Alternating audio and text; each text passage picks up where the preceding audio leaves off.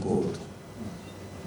That is where I want us to go. Increasingly back our currency with gold, because it is very easy for us to do so if you keep having the gold reserves. And that will keep a lot of stability in the exchange market.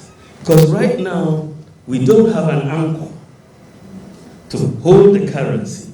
But if we back it with gold, it will be very stable, because its value ultimately will be reflected by the value of gold, which is very stable.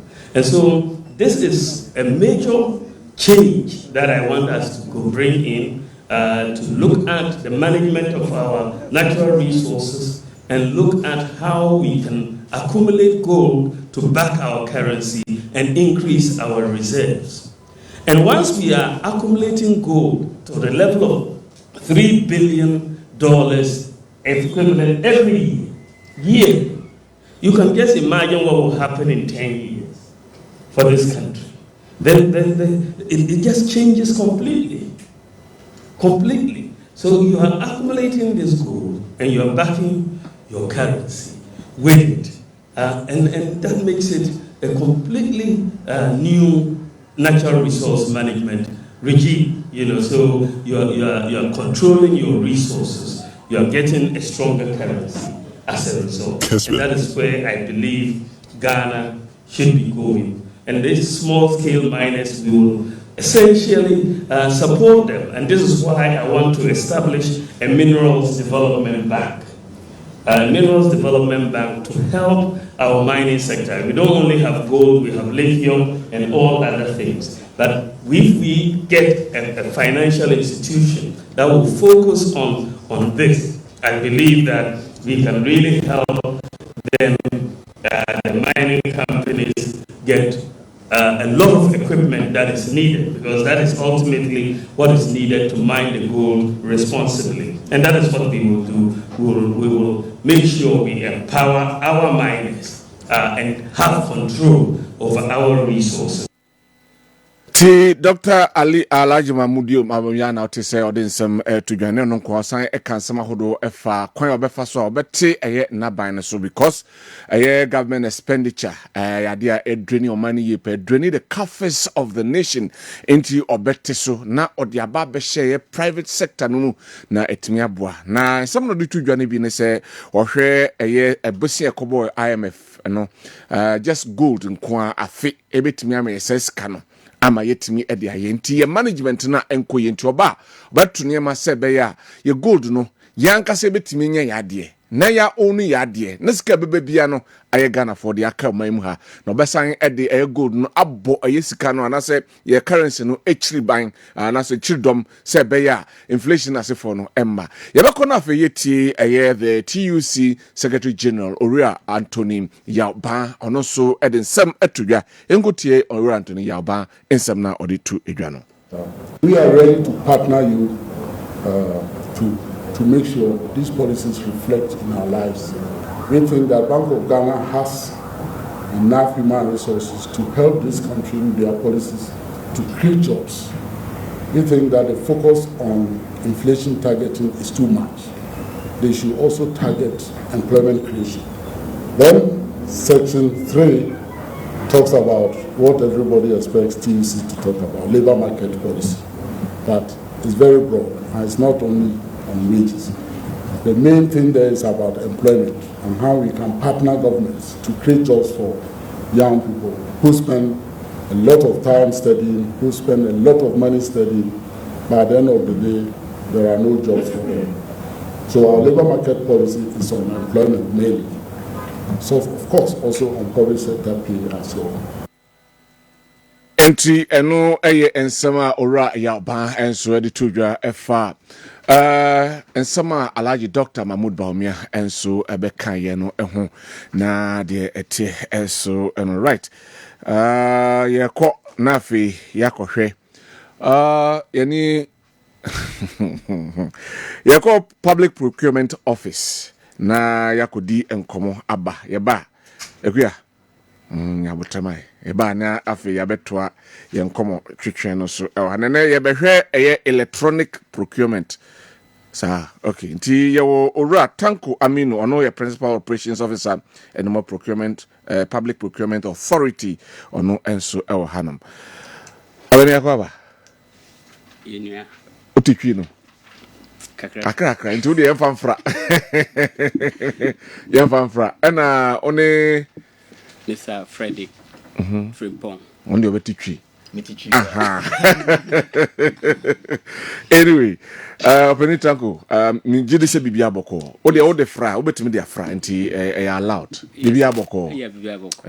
Na office suboko de. Office Suboko. Opening so Bibia Boko. Bibia Boko. Yede nyamiase. Na ye electronic procurement. But in the first place, yenhwe procurement tankase, yaka procurement a eyedin. Yeah, yaka procurement a eno ani say we are public procurement. Okay. So we are public procurement. Okay. We care about buying purchases. Obey. Okay. Aban ne ma woto. Auto. Okay. In the kind of public Procurement. procurement. Yes. So we regulate those procurement activities buying aye. Ti mo na mo hyehyɛ na matoto atwetwe sɛ be ya bibia betimi akoyi ma aban. Exactly. Emodwuma no so. Ana meboa. Eso pa ho.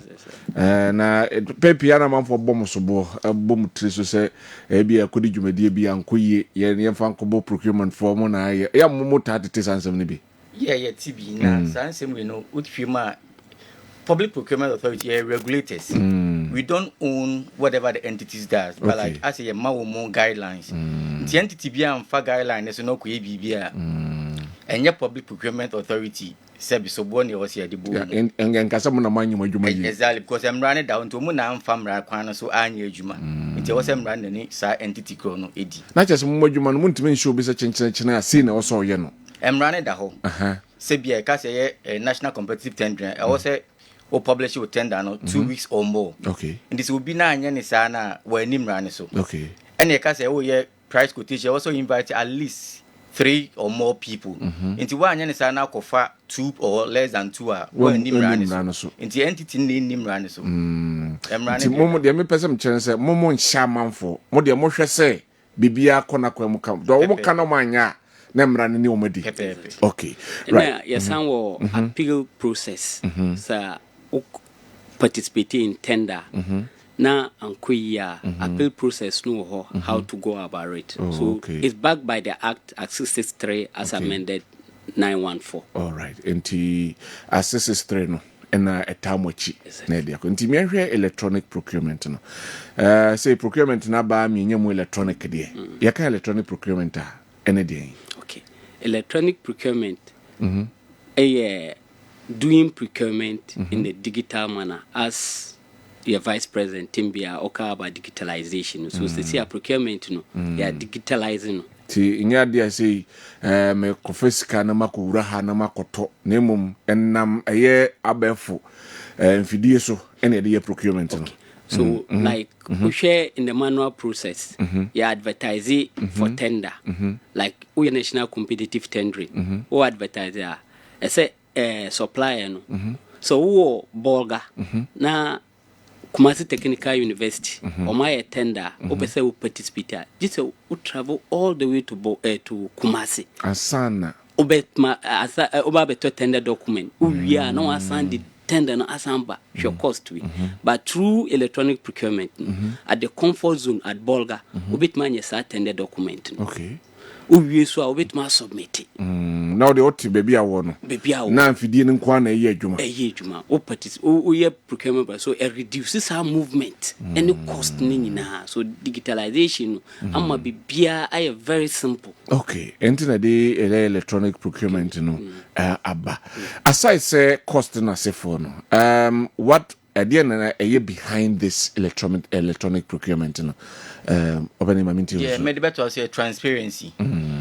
Say we use electronic procurement now information access is easy. Okay. Say be ye tender, ye publish tender. This auto daily graphic and as any of the dailies. And I say be and the key news never publish it. Now Ministry of Information, Adia another institute. They be also auto. But so you see electronic procurement current tenders every day. Tender be a baby and or for free. Okay. So you can access it. Okay. You can use your phone to access it. You don't even need a login. And as I say, young kushia mo baby say you open tender.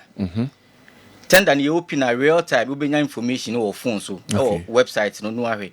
At the comfort of you say the member and kind. You can do everything online. Okay. So best evaluators need gather one table to do it. Wherever they are, even outside the country, they can access the platform and do the evaluation. Okay. And the baby be award contracts online. And to be called entity one and now delivery. Just over two or twice about baby or one another. See, I don't know how contract and now the oko perform whatever you are supposed to do. Okay. Yeah, can I say no? Betty for the donor, maybe at the ekano, aye, baby, am I? At times, I have difficulties being from your office more FAC. Meaning some bobako so because okay, you be an name say moko electronic cra aqua could do baby just say uku be answer no maybe make a be a daily graphic. Yeah, what treat and or say obey some advertise baby why yeah difficulties being na motaikum. Okay. Difficulty being in the sense that there were avenues that we can address all the challenges. Okay. Computer. If you don't know how to use the computer, obetmani will be amana access to sana me call it dikankai with your phone. Oko current 10 days now. Obi bit my type am organefs. And one is very simple. Ofa phone na. Yes. Me enchirem yi wa. Ofa phone na no why then. No I Google. What search. So when new address you can but just search for Ganefs. Ganefs. What type of Ganefs ne GHANEPS. Okay, GHANEPS. Ganefs. Yeah, say T40 kwamba obetima follow. O Google now obehu say ebeba. Now I click on the address. Ebebi. Now I current tenders. Okay. Obehu tenders ewo ho nyina. Na they we interested no. No. Why? No. Why? Okay. So what difficulty to you provide available numbers or no walk to any public procurement office. Okay. And as institutional, yes tender no. Omu contact wo. Ubit my friend so open assistance and they will help you get that assistance. Okay. A very easy system near very light. It doesn't require say good network. Say even network near internet network near very small crampa. Ubitma connecting. Mashadan my nessa. Sebe obi abetini access. Exactly. Wherever you are, you can get the access. Okay. Some dibeka who say ka say you're training all government entities. Mashada over 886 some government entities they hold. Mashada you training among. Yes, that's a program no 2019-2020 they started training. Okay. So you train all government entities and we have over 27 suppliers on Ganeps. So we are supplier now only government entity be here. You so I register with PP in Kwa that automatically you are on Ganeps. Okay. And so you said that you training so much suppliers said you must be TIA submission because you can't buy without a supplier. Into training. As you speak now, you're training for Royal Cockpit Hotel. Behind a cozy Sabri, you training supplier started Tuesday. Okay. 9 to 2 p.m. You started Tuesday. You are Enra and or Chenyambo so you besan. You free. You be my lunch crowd so I say. Hey. Can no asabe lunch. I buy person obia you see the system because what transparency and accessibility to easy information obia and we use system and them say the act in the according to no only public accounts committee enya issue bia because it follow the act so we use system we not run say NCT publishing 2 weeks or more. Now while we are less than 2 the system will not allow you to even to publish. Wow. Till on more timely no when this so cry and also issue it follows the act. And we use the system, you know, problem. Until say publish it 2 weeks, and I said number of times, and I said we are your programming. Okay. Your programming is real time. Okay. And I said we can't. We supplier. Let's be participating in tender. Maybe KNUST procure computers. As soon as the tender time deadline is due and it's open, you get email notification that the tender that is submitted is open. To be online and o competitors ni nyina o bia amount okuti any whatever it is transparent all right may I help the processes I have from my son will be in the north say and they won't or say or the supplies na eba air process ben air tafem. Okay, so normally your procurement methods, your international and your national competitive and your request for quotation. Okay. But nina is start okay. International, national request for quotation. Yeah. The lowest person. Yes. Okay. International, they say. Abaying better some amount to be. A do amount now. You have to advertise in the international platform. Okay. But under Ghanaians, no, once it's international, we are everybody anywhere. You already know international. International. Okay. But foreign companies, all over the world, bit my participate international competitive. Any country, any one national, and they are reserved for only Ghanaian companies. Okay. Ghanaian registered company. And also was. But I know limitations on one. And the limitation only Ghanaian company. It says it's our current tenders. Once we are registered company from in Ghana, bit more participate. You don't need any invitation. Say this, but once you meet the requirement, and one say obe participate. So we participate. Okay. Once you are a registered company. Okay. So a bit more participate. Enter France and national company, only Ghanaian companies no a bit more participate in that. And our request for quotation. And no mrani see adia obetono. Do this amount obe invite minimum 3 companies.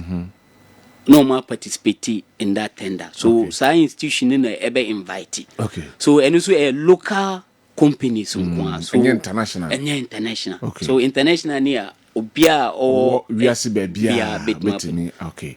Right. And so after that, we invite them to tender.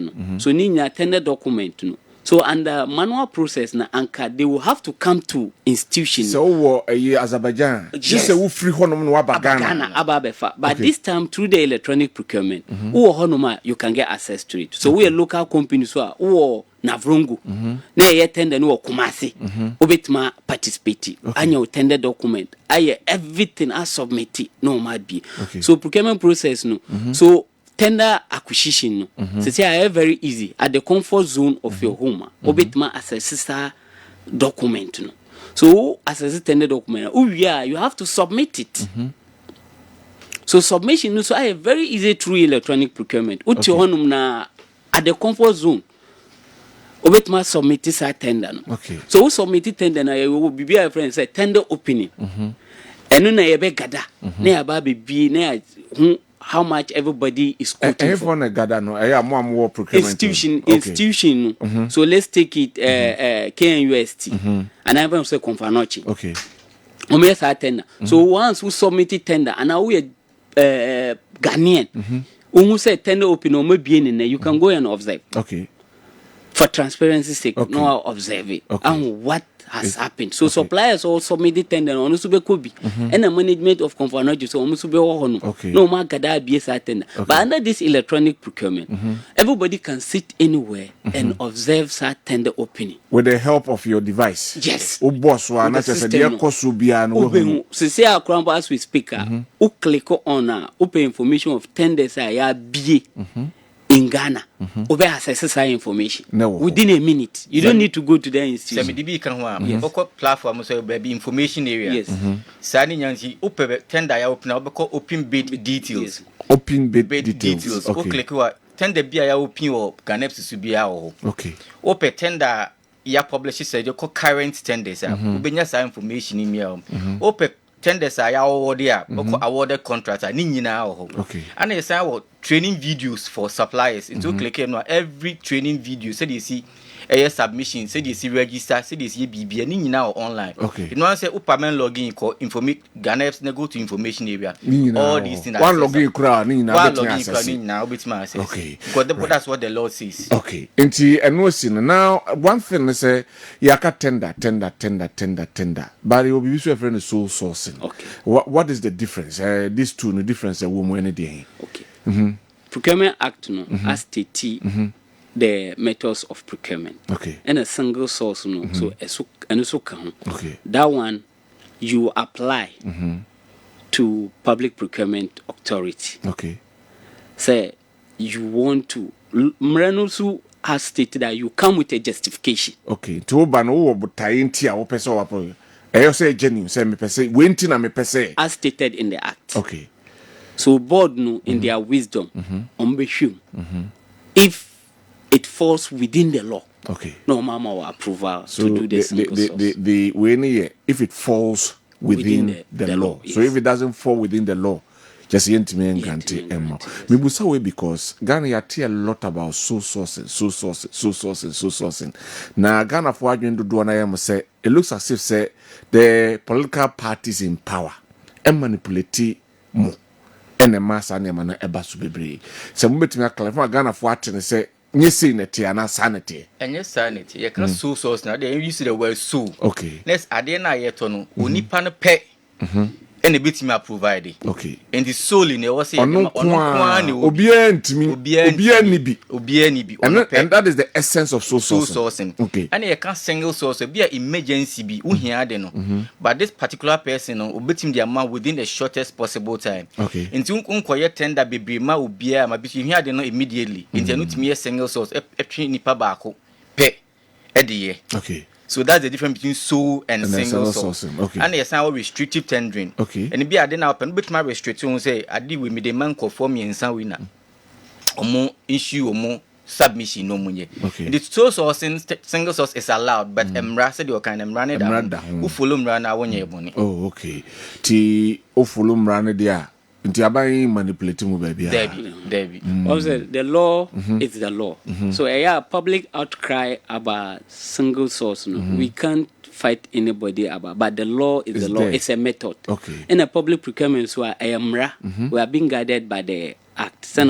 People at times people think that contracts and those. But meanwhile, is the entities going through the procurement process in awarding the contract. Okay. And so after the tender, there are appeals and complaint session are obit mafa. I go through. So fine. And electronic procurement it is making things easier. So institutions, Crown Bar, if they want to apply the single source, they can go on to the system. So information is certain about the electronic procurement. Once a transparency, so transparency now buying per se on the system, because what tender you want to see so and now open bid details those the price will be okay. Award no eco wine ho system no so award no this is the person that the award no okay. say tender no so you've seen how the process the whole plain you don't involve anybody. Okay. Details so even 3 years or 4 years 3 years system. So the public can access all this information at times because people don't have the information. Obi a bit but of system no so Ashanti region tenders are going through as at now current tender institutions are tenders ni at the whole plane obi anton newspaper one who tender obi all the contract one who sign information this project site no but Ghana system no so obi all information about the tender. Okay, we should say you were very so that nanka more educate you more but munyanko de no say mbetimi asan pass it through some other time na masa because your questions are do bebre nanka be say hwe either say price quotation nko na mo hwe and say the other issues are mo hwe ka ho ansa na motimi amobi the opportunity say wona fa ne ma ne bra ni nyina wo hon man ka pese busa na ahwe tendre no ho nsensem ni nyina yi but e beda se say ene mu pass it through appropriately e beda pass me say program so na mo ye no benefits beba so amaka for so nyina. Thank you very much. Thank you too. Yeah, that's it, right. With 1 minute okay. Say I appeal to the general public, especially suppliers. So training they should come it's free. Obia tiba or supplier. Obia. So our intention of even establishing a company. Only be kura na person wo bra na be TB. Na be. Masimo yo wo Kuzi Lodge. Royal Corporate Hotel. Behind okay. Kuzi Lodge and Abanas okay. Royal Corporate Cockpit. Yeah. Okay. Hotel, yeah. Right. Yeah, that's it. Thank you very much. Right. We procurement for NNA omo afemwa omo any bedi enkomo and so if procurement jumedi a omo di and so ewo komase no enhu. Right. Na Samson mobeba na afi ya hwensem. Ba wo message afafa 0551599933 yensabeka na ya kenkan amamo. Mame enkenkan messages kakra na Equiamo Emra na Yentwaso Ewa. We DJ Opaidemo from Kumasi Swami. The truth shall always set you free. Dr. Baumia, you are truly a God-sent Ghanaian. Open your eyes, NDC. They have nothing to offer Ghanaians. So lies. Greetings to Dr. Baumia, Odenho Kwekuopia, Honorable Maxwell Fosubuache, Swami MC, and Honorable Elvis Osei Mensa Dapa, Afano South West. Right. Ekia. Honorable niha. Oka akia dia honorable no trust nti akoya dia da ho. Okay, Martin. Right. But yensem no mu. But before yati ba omia yati Dr. Yaba enso nsema odi atodwa. The former president John Dramani Mahama so enenam no so akansem the can say ene ono na ban ne ba obescrapo DSTV any other allowances government officials enjoy electricity so government officials na oba where to electricity water fuel sanya government official car and we use water official fuel because also ye Ghana ni yentimi enteka so ye hwe sansa me no am for amene omo prese yento aba mom no medi omo so omo de atodwe Dear wo can say Mahama and a cancer. Now question I maybe stand to say over the years no. Sasam no never him fan a fe no walking. Oh say afina ebi o madwena bom say well. This is so first no ka say ni ministers no now over 80. Is also about be man 50 because omo nyina adwene ho say Ghana ho kire no.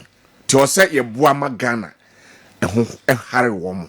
Enti onu isi obasisi a obeyisa ne menefro na etinya generate ska e de amoma se enye nne na Ghana ho bekire no mekai se mampani kufuo baaye na obehu e car na eda ho no ode yakọ Hepic ma wiase hu say ye highly indebted poor country I think say time no na nanke was a samages we go ti o ma bedi so a say ya mafo na suama ma na kan mo say di yebre. So when you came and you saw that we are highly indebted and we are a poor country, and then at that time, more government officials, and who say, Yetuamoka. Said the Equia Boane KOD, Kessben, Obitia or Mokamo, Mudio Musica, and the Tofuo, Omuvia Yasati or tax.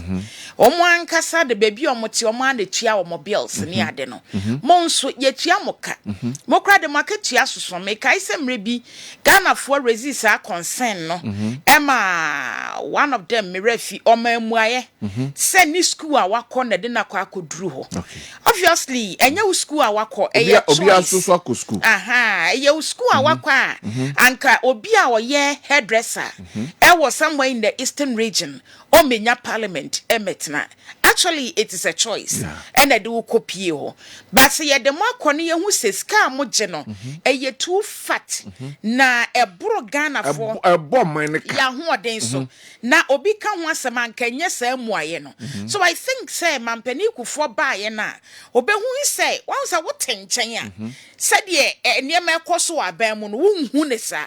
See, Kufortin and chain now kika do beka na buy no be who said near Martin and no pa Ghana for chow. Satan and anka sad drastic measures we almost the go. Say ye teacher nika na on one the pebe be or better now, no to any so to any light, on one a genebosia de ton a car, ne what tia, extra ne madia, any among so no more said munye pan chain, teacher ni pan chain, doctor ni pan chain. Presenter, and she's the tax now will be to ya.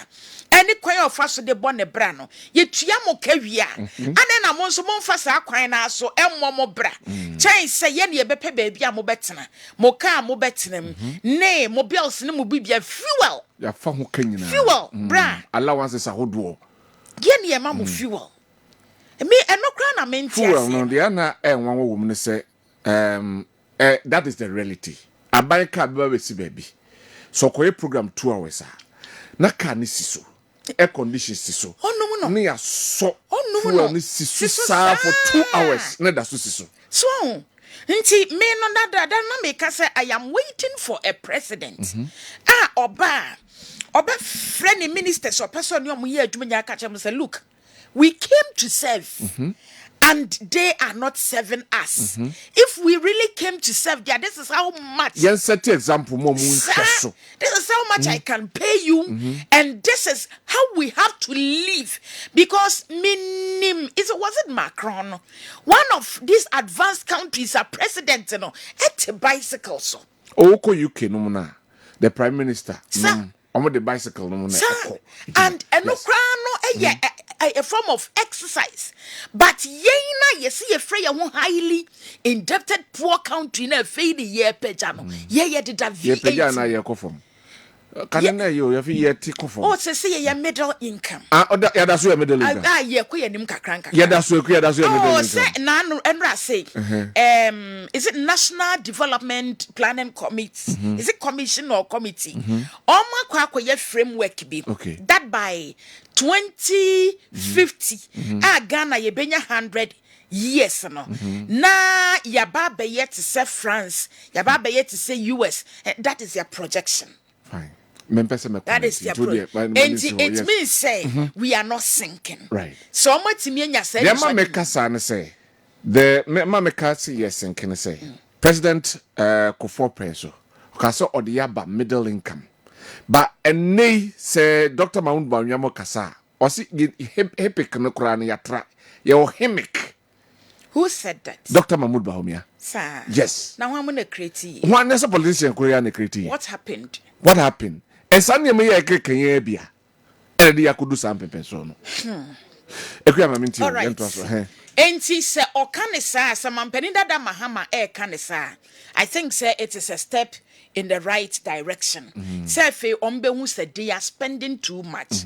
Na no bi enanra Dr. Mahmoud Bawumia ebe kan no. That senyame na dom no ba obe cutting government expenditure. Cutting expenditure now means that you share in the pain of the citizens. Yeah. And yema ye femuno efe won so you empathize with us and we say Ghana for bread. So cutting expenditure means you are going to reduce your government friend is staff. Dokano me yamshim kakra say ene say 3 to 5%. So this 3% cry. It's about 30 billion. And 3 billion. Yes. Cities na enyes one nam trillions. Yes. Yes. Good. Enti so oba no so be cut be yes ade na. Na chere say yeda na se because last year nkwano government expenditure kwesi broni say it ballooned. Chere say scale wuri. Denti na make sa abai propose 205 billion 431 million.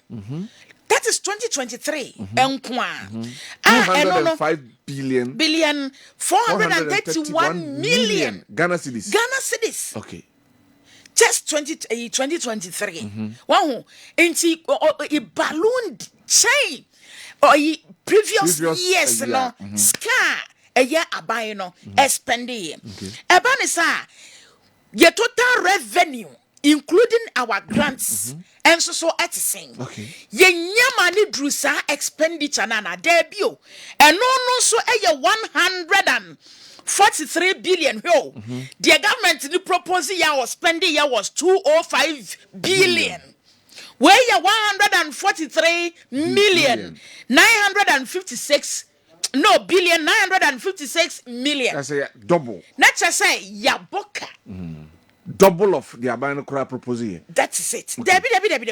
Abano Sika or proposal was 205 billion. Okay. 431 million. Okay. The proposals are all spending. Okay. And the revenue that came in, including grants, 143 million. That's it. You're overspending twice. That is it. Okay. That is it. And no, that led to budget deficit.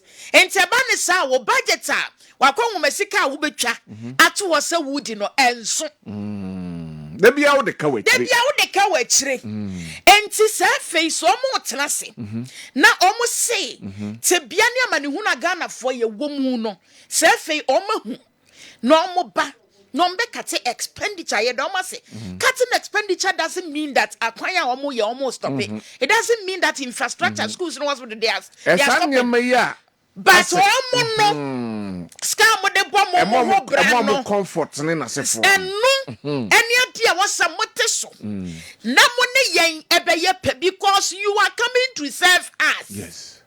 May say other countries say ya appointed obi papa. Family no including in Kolani or Moyamo so Monsegu Muti. Okosum. Bagana de Bopani Obosi. Obakona say sorry. Obosi. Adintia. When in a bush for besha what it's Kwasora Kodera Diase. Na teacher ni ben and a teacher training college awie. Na ya post to na dena koto manso. Na on na busia for be kwasore. Akwa Kodera Diase ashebufu. This a Ghana be munko. Because onim de woko wuramu or de bebe fee.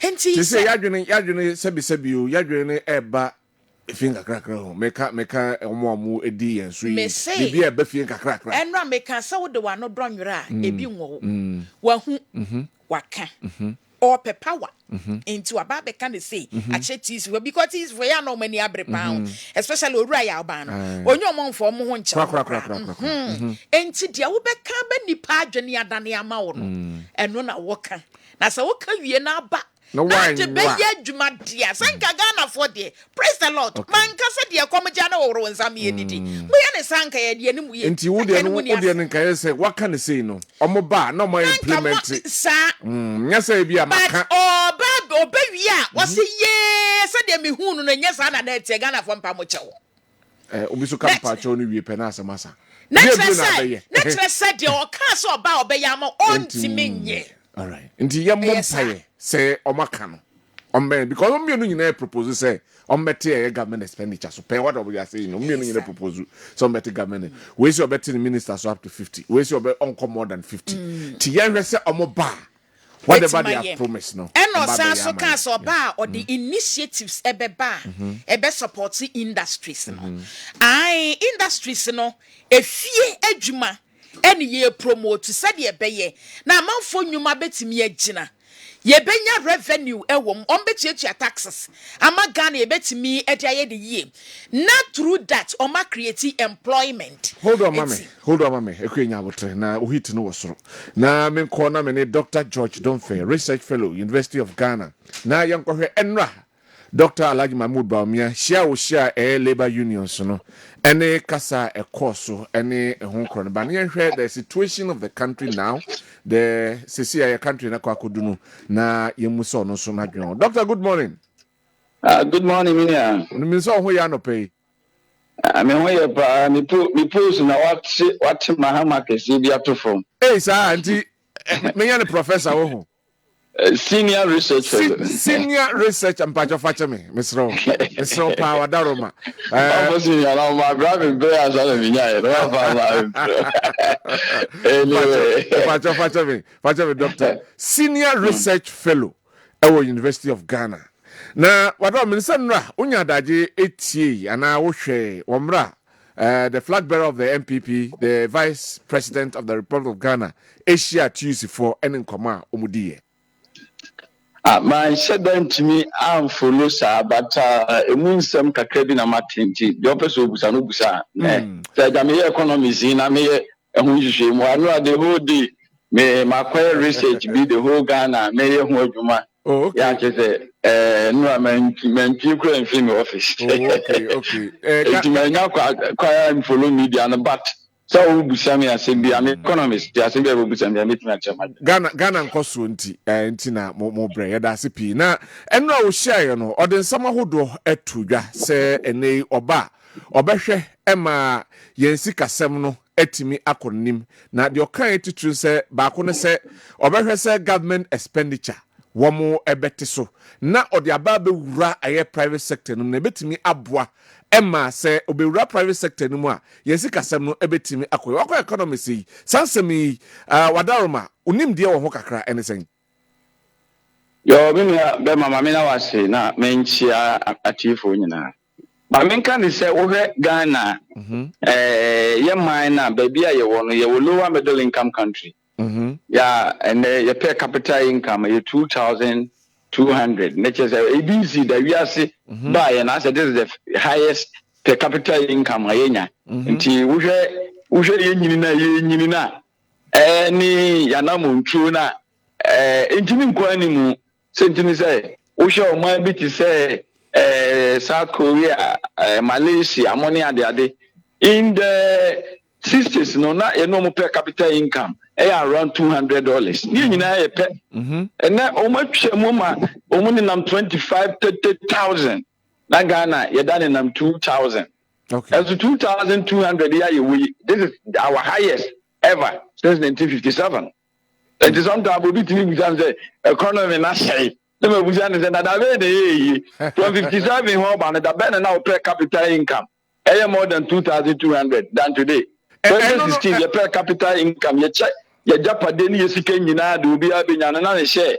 and then you can GDP no your share na ne share the 1,900 2016 they say do 2,200 yeah you go 2,300 so yeah konka but the choir yeah first one yeah kono I say Oberubeka say area because we share I might be just South Korea, Singapore, Malaysia, and then Kenya, Eshas, Omo Dinka, we are named to Amaya de that area, even though you do 2,000, when you do 2,000, yes, what be a middle income country, 2007, and a middle income country, certainly a per capita income will be 2,000, and then area be 2,000. Yenchiminko, the Jama for Janico, US, per capita income. It's over $70,000 as a studying previous Alco US Nesse a Kobase where study we a cleaner crana after that now I just as one can that will be a professor just our comprehension as I know to me I could just say the change in an say my economy not near to pound actually no now we are near the economy. Then the asema I mean you about me can the person be put into perspective. Okay. Yeah, the economy they are bringing the economy a small open market economy. And small open market economy. Most of the economies in Africa a small open market economy. You can a small open market economy. Economy who is done so. Nemo makwana amount for P to meet the name of mama no at the tonne or woman. Thousands also are quite say, Uzu Timini amount for baby. This I was walk also near my I mean amount for crew. Etumera you go di yes the son of raw timber raw cocoa yakotoni we are Belgium. Ko onia cocoa. Otimi ye cocoa na fidia otimi na one for $14 billion. Yes, as kana Belgium benya free cocoa mu kwa no eno kwa e ka se de ye Ghana ye anke betimi eno so Ghana ye ne ye dia cocoa no ye nya enu 2 billion kra afini nyina na Belgium otini ba bi because wa ye chocolate ana ye kwa ne yakoto chocolate ni ba wi a na ye ne ye ko osa ko clinic ko ye enyema no ma wo ma okọ mu factories akese a omu ye loading boys ya de ade nyina blacks ye ko ye loading boy adwuma na ye ba kumase ani abeboga ye beboga wi a na ya ba no so akọ omu akọje bosia ye ni ye ro niema no ma be fa omu di omu ma ye no ni asa akọje bosia omu di si wu kakraka siso ye wie ne ye gigi sika ne ye de fa kotua ka ezi ame no ka sai abai sika wo gigi na fibia wo de fa ekotua ka because eka amene ye GDP I mean, debt to GDP ratio 72%. That is a common. Meaning, one na say, we shall say, who person we your money ya, who beginning now, yes, so a Kwabena Owusu Dankwa, met me a the Singapore IAB, met me a the Malaysia IAB, Omo and say, Omo private sector, no, Omo Akwenya, especially. China in the 1980s, it was a very poor country. But China from 1980s, Omu development strategy is a Omu private individuals says Juma baby factories I can say private sector no. The man Akwenya be because I buy now on time young or deal with maybe factories and I will be empowered. Bonibeka said it is not efficient. So I buy a factory and entire efficient. At the said the Ankran Chrono. And Nuntino, Ankran Chrono, so I buy Timmy Shell on Kutupa. Now, almost as a baby factories I can see. And then the Babu Ghana, you do the Pesco. We are here, Rakwam and Chroma. O baby factory, the baby factories, they are by the Antino. And I'm no Cassandini Naguye. About a buy, I dear way I'm an Indian say, or BB friend one district one factory, who be I now by there. The moment almost so much. Baby factories me 2023 cocoa ya American once a week. The Ibaya Mayasu Yamu a Japadia Musicat is the Belgium Munano. This is chocolate factories I can say 2003 private individual about an Aslam Westi, the biggest chocolate factory in Africa. Yeah, I work down as they say. Yet me I and ya roll near Manamana de Ko Amanon and Yabachai. Ama ya tama usi factories na wo private sector no kutupa yeru Kessben yeru Kwame Despartimo ya omu wo Bonibeka say omu entrepreneurial skills ya omu opepaso baby adwuma no abashe omu kutupa she omu nkra uko America. That is why they have developed. Okay, I mean billionaires there no omaba no bua won Timmy yet the Biko Amanone. Yetimi Abua, my Kessben, Moyera, and the Prime Despartimo, Omunimo, my baby, yet about me, I should come being a Cassia, and none that job creation, Beba. Ghana for the baby, woman, Moya, Jumanso, Obeto taxes, and I'm over 40 million Ghanaians and a year Juma. It's only 2.3 direct tax. Because the baby na Juma we and said that Juma or tax woman now because we home cry day. That's a buy to me and my private sector and with me empower woman baby a Juma baby. A formal sector to be very easy for us to identify say who is at where and is doing what one and one and a warrior day. Who's now betting me a taxi woman. About taxes because about taxes cost.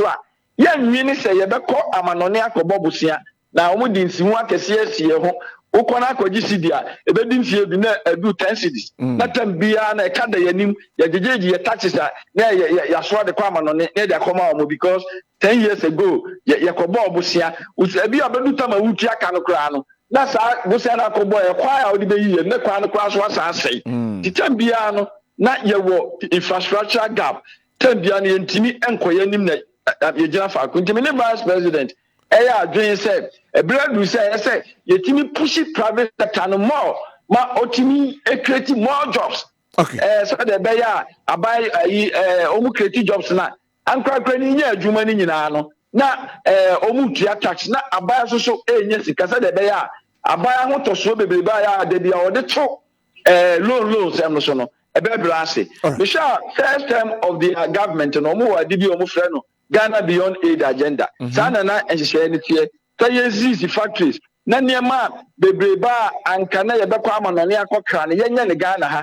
Na sɛ de be Ghana yɛbɛtumi di yɛ ho ato yɛ ho so. Ghana Beyond Aid. Nya Ghana with aid. So be Ghana yɛka sɛ aid a low ana sɛ grant sɛ yɛde bibi akyɛw ana sɛ okɔ akɔbɔ bosia. Ghana Beyond Aid ne kyerɛ sɛ ɛnɛ economy ne yɛbɛhyehyɛ gye Yakobo Busia, yes, enye yeda. Afibi abaya nkobo Busia, nyema bebrebe abaya timinye. Nti ya say economy nkodu brebi abaya betini anye niema wa bra onfana ni to loan ana say Busia boso. ɛno Ghana beyond aid no na ade na si mu fa pem ne say yes batteries ɛna me no ka say car assembly plants ɛmaako nsia Toyota ɛwɔ ɔman Bisa woman, omunyina capacity to produce over 120,000 cars a year. So you think it's Ghana and a hub for car manufacturing in the South region. Today will be Mali, will be Cote d'Ivoire, will be Senegal. Now all Ghana the dollars about the toka. A Kobasana dollar no supply na question there be a Bank of Ghana as what they do no banner. Among 4p the dollar the bank is the imagine. We see the Nigerian so now we create jobs. And the economy no na dia kodu no private sector led. And yes about more deny set obem private sector no kutu pa no so and na be ese wotu no ba bia and there may be very difficult say private sector no be ya 1 year nam say emfaso ni munti no na ka ba so fa e dia to no so na waye bit kuma say na enkoko abu akoko da akon am a portrait fans I can see it to obrem. And the portrait fans ni na ama na ye sori a ye kwa ama no ne ne ade dollar akokra nkoko no mo wo mo mpane na otwemienu na de wa ye kutu ni ahye nu ye ba ye wi a na yare bebe ba ba nyina ye sa de ne mo anso no ne de ye de ene mo ayam ade ne de afa shape any play ne de abaga na de afa play mom ye de abaga na ne ye wi I mean, and Fata, what do they bet me a year more than you Ghana? His name of a private sector, and I'm betting me more or more by also Mukutu a year portrait fancy, the Yebe Waha, Omo in Rai, Nantia, the Yebe, and Sandy Mahuna, your first free, your $1 cocotono. Then now, Subecha, and then the Bema will see in the Jena. Who yes, so now we create a job. Anytime I overcome. Akukofuna ya difira brochi aba bibia you are creating jobs for the people maybe a free buy yes so what you say enti honominate vice president adwen pa say ebeboa say ye be share private sector no kutupa ona wadi waka ase say wo ye bie ye wura Kwame despite mo ye wura Kessben mo no mo ntira se na omo wonimdia ye di bia adwuma pa na omwa wo mu ntini tetre wo mu krabatam adwuma no mabie no wo mu bie di Kessben ye beti na nka ye kese ti say am CNN Kessben na ye kese ti say TRT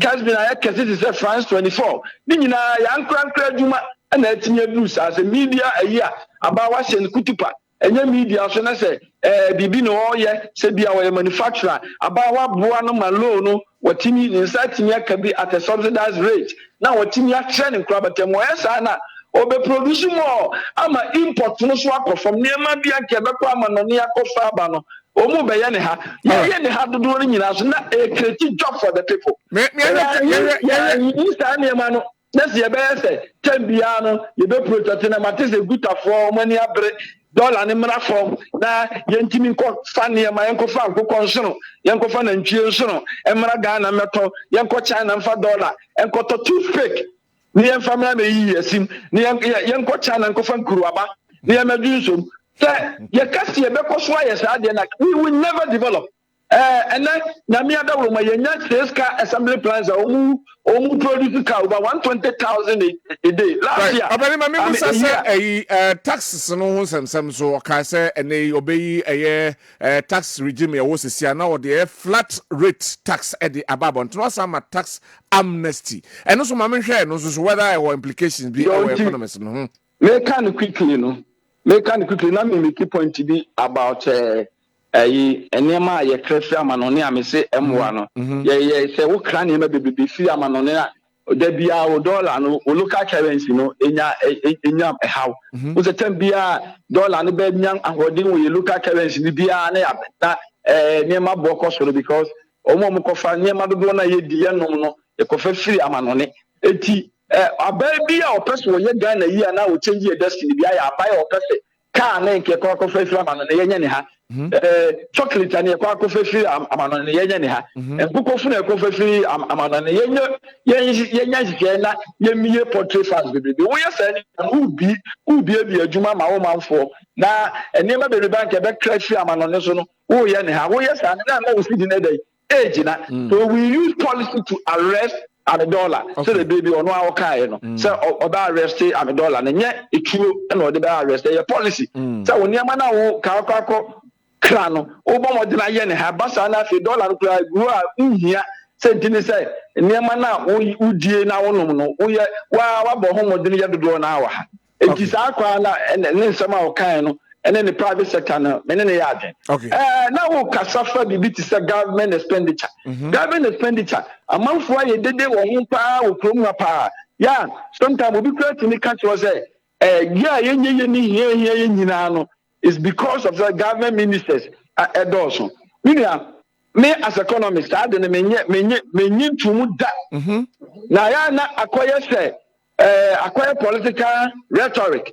The persons they have control about yen cancer amount for peso mutie naija yen otherwise so we minister we can even decide to have one minister and you never solve problem the thing is a minia so for ministry it is a ministry for food and agriculture first now a department for fisheries and about no who say fish your production growth of fish negative because tembiano as the fish cry you China tilapia you China omo wo mpane na yakofa tilapia bagana na ya ba be wa bra ko vote ma tilapia bu yetimi hihye ne me ya ye betimi nya tilapia dodo ne ya we ne ha wa bra ye mfa $1 enkokra mini abema enam sanfuti na ma omu ya say ye the whole ministry ateze akofo na sha ase ana we mobile dipin say yenti ministry ne yenti yenchem ne yemfa one agric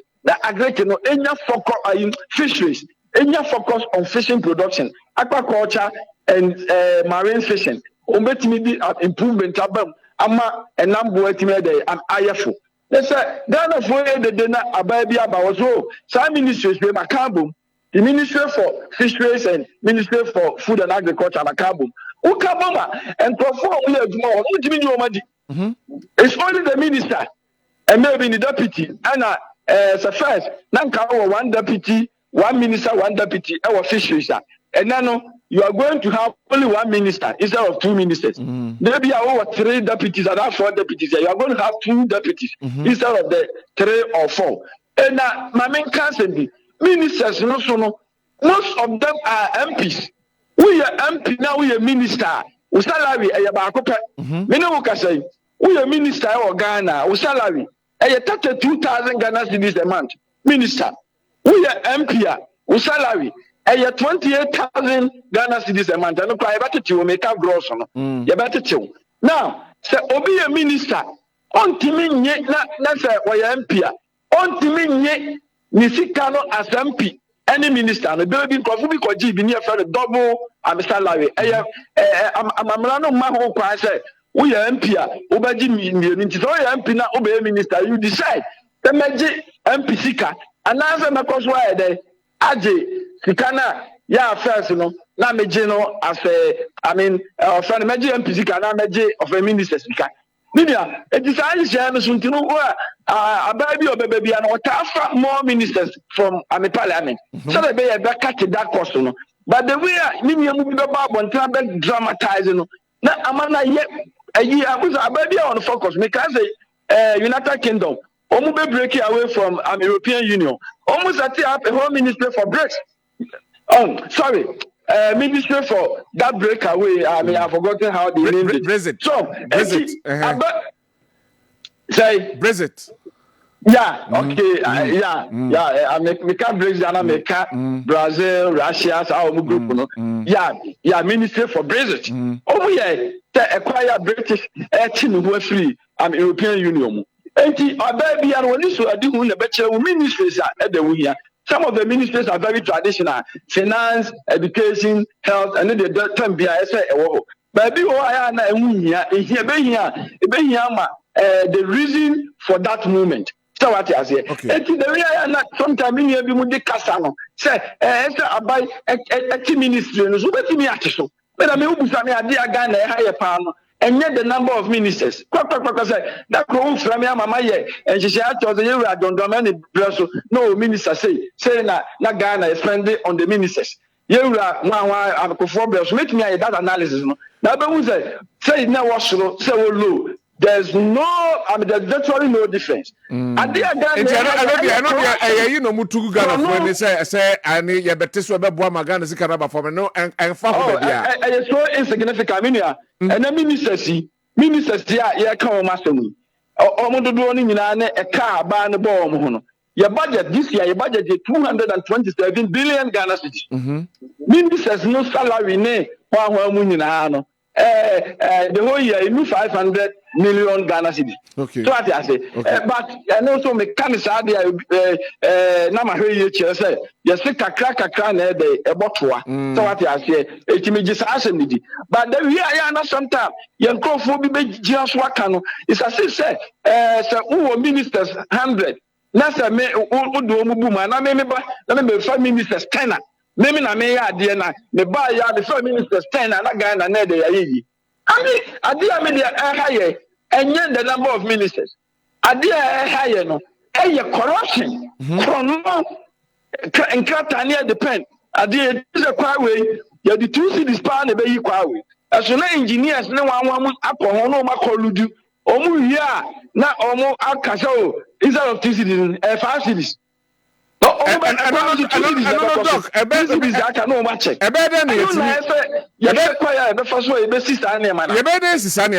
because it was a need no be Kwabena na be fa so betime sisa na no kwan aboa magana for so etimi NC anu aye problem say we have already politicized crime. Crime is crime when my opponents committed. And I no metro and opaname was so na yenira ayaregamone other people. And then I'm not comfortable with said discussions anyway. Omo kan say omo friends there the exchange rate who asem the economist the anam percentage with the mobile rule as our discussion. Me na yakoya na ya discussion as akoya say and Brana Champo be our a great minister. Wakoto government shares was late. Now me think some say but this is very common. Nansi ya you Ramahama mubedi adi. And this nipa Snake Hotel ya ewo Cape Kosui. Emu shares watobi. Uko tamalese ya Snake gas house ewo ho. Oma ndisi foi ato. Make the bobo nyuma ko ni bebrebe. Na first Snake no na da ben na koba say ukoto Snake shares eye ka. Da ben na kwaye bone. Because nansi ya mama yebi na mo wa ba mu no anya bone. Na say who change ma another government so ba no so ni pe ko tobia say bone tina bi busa am here I ga say wona we lawyer bo mo dra na che Ghana for ni entie say tina na mo tam na anya bone ko tos na shares na de obi ko tos na shares aye bone a si wo wi ase a kire say enu ntina Ghana for come de ye no eni say Brana Champo obi akoto slate for of Ludo says, ama a certain Brana Champo be akotobi. And cry in young father, man, after no winning processes. Yeah, one Juma said, yeah, by selecting the company among the numerous companies that apply because Netna, Edibatu Jaso, or Mupaso Mutoni, and your Brana Champo and Cocaso Montoni. Oma Ezo Mubatoni, no more I Jemua Probia, your friend independent assessor. Say on people be on your criteria now on advertising now on people offload shares no ema omo ye from strategic investors. Omo are supposed a tall list of so many people after serious deliberation, you know, and omo say Brana Champo 6 of the hotels and omo offload omo shares no. Emu 9 Brana Champo qualifies. The company no am qualified. When you can tax no whole sense, flat tax. And no one in the dynamic. Now, who the action part about me? Sir, for the corruption at the Oka Master. They made present chance say a party, Brasho. Let's say your cassette, Kumasa Bontini, Yanuso Kajetia. Let's say, would Joshua say a Bonia, party A to party B bar. Bonino, say a fancy. Okay. The Kobata Tempano, me pension, may do so Kumasi Kajetia. Now, a do Obi Penso or Joshua Hoppe, not many bother was at the way bonnet. Kobasana, then to me, I'm a corruption that because Tabiano, akwa say party for mu bi ekokoye adebone a na ono ane party for edi akire na ye bon ho ban na ye so enti tabia no ese ni pekutu pase minya kwanya eba be ma eso me ye no yie na mi wi because mi wi akra na se ye a me party for ne me communicators ebe ka atwitwa me eno ne ade a emwa se court kura de obi ko ekotu and the politician be about na amanyokuo bi asori agina say court no is not fair. Yeah and yinti na makro no adokro ya wura baabia no na eno ne ye major problem. So me the success is not to ho a brenti no akabe say 1,000 ministers. I mean of course you don't need 1,000 ministers. Yes, but so people will Ghana yen for one minister yen ka ministers in the one ministry. Because if a man for say 100 and na me ho akire ya fa one me say that ni bia ho betona ya na nkomo no tambiano ya say nkomo no ko ba bi na obi ani atire e ministers no do no ntini ho akire, but that is not true. Okay, Doc, wadaroma nse minim da benya onanka ye no ye one-on-one program na fe we bie neme nisu e de akire because nsam no de wo kan de to be frank I say ye education kase de magana for ne nyina ehu be bia wo se ye de ni kire na yankoya manyosem na mum yenhwe magana na ntimi konanim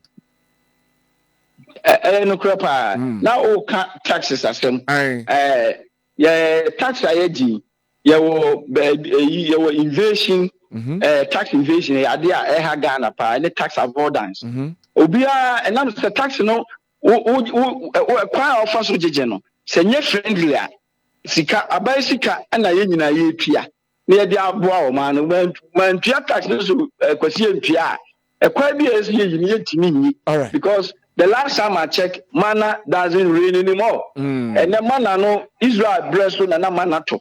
Tamana Israel for free Misraim Egypt. Honomono. And na Moses di omani na manna to. And the manna to. Enti eye wa o man bia no o taxes abeje no. And na ebe kire ekwaya obetimi ayi. Ebe kire hospitals aye de obetimi ayi.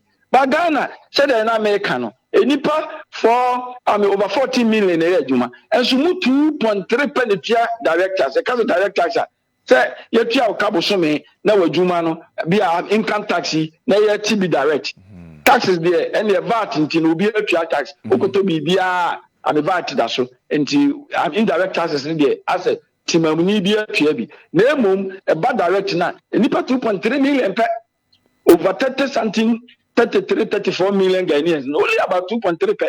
And what should baby I and the Boama buy so the revenue no Kesepa. Can say Obama Modena say taxes no or may introduce maybe one day from an church flat tax rate or the tax or the such a acquire a first digital said the buyer a totia anya bre na a better friendly. Na komasa na dem nipa dodo na apre atua tax enam say ni tua no kra no tua ubenya ho susanso papa bi as individual ansa na ni nyina nkamfu ano aboa ma abai national revenue so ayeye me ko ni meeting ni bi da o mo ka taxes no wansem no o mu invite economists na for want of time until we dey face here ho na minim da ko be say that from say oba studio na oba ye ncheche wo ye man na ye ti asem na se ye pa because the air can hu hia pa be boa magana timi tumpon but your time into adaru ma fa che ne na da ko ye sia na ye me da right Dr. George Dumfe research senior research fellow at University of Ghana and otise ye no AD enkomo e wo ha no Samson, just briefly, Yankona, Epium Nuna, Yankona, Honorable Haruna Mrana, Bafwas as Jiman, so Mrana in common. Mammy to Samson. The Mamentone, Antonio Mana, Brenico, yeah, one or chilling a mere no, you will say Ransom. Hey, was it needs to sound to be or sit in needs to because a banner of Bebocana or Bebo. Dabi obetumi ati ministers to do some corruption ba okay onyame ado wo chebe every room ni ahwe ho sem right mind you na ye kwadwa so men kanfo emfa ema wo menua ba ma peso ware na nse ye mai ba no mo kɔ no ɛna wodi hyɛ fie bayifo anyi wɔn na yɛ bibie ɔbaa yɛ a mattress ya woda so anya ni kanti na ɔbaa ne kɔ ɔbaa bi a pɛ sɛ ɔgyegye ne so ɔyɛ ne sɛ wɔhema na mattress akɔtɔ maa no ɔda so asɛboɔ no pɛ sɛ ɔkɔ no ɔba biem ana so fɛ sɛ wɔde mu nyinaa nyɛ latest foam mattress menkamfo sɛ wobɔ mu showroom so ahodoɔ mu a sofa papa no mo de ababra ne befa bi na mo aware no entimi nyegya na so emfa ma mattress papa no so ye ho na ye de ema wo bowura hoi na ne ma nyina enkoyie emfa ema wo na ye nwura pomden mu so Dr. Amudu se men kan kire wo se wote men ka ene anopai yade bai na ne wo di asie na mogya ntimi ne afuru se ne yie wo mu sa so na ene mogya bruso ye hawo opese ene cholesterol so te dia wohia amuzu garlic bitters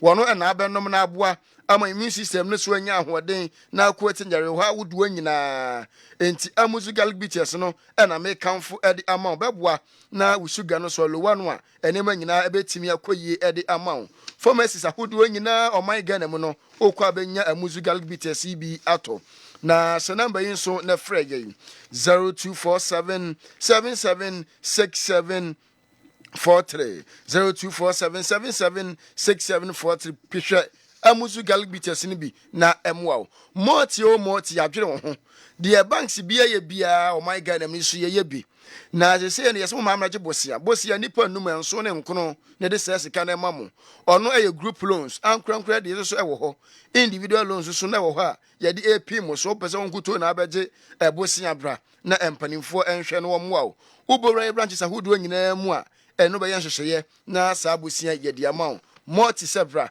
na omwa wo pa na medimafo so bra na eneyi omfa time onto yare ne so na won sa yare no emfa ma wo ye de ani kire atwoma agogo ewukuma se heye na medimafo heba clinic no de wani a kire ho na yare bi etete wo se eye abusua mu yade se ye de Dr. Time da so se oba wode mre na watwe mienu bosome na eto o yare ne so na wasa ede ama won nkoto ntia no omwa emo wapom den so ene ne da so nsa mre mu biem frɛ 0244774282 anase 0507727515 medimafo no obeboa pa amayare no atimi akɔ MTN se pick and pay later ne nyina ne se mobile phone apese o use no na aba ye showrooms ahodo no a yem wo ankasa waba abeyi oyi pɛ ne no wa yenhyehyɛ ye betwe no kakra kusi sɛ wobetwe awie ompe wei na opede hin kwa MTN office ahodo bia mu na mobile phone no de koyi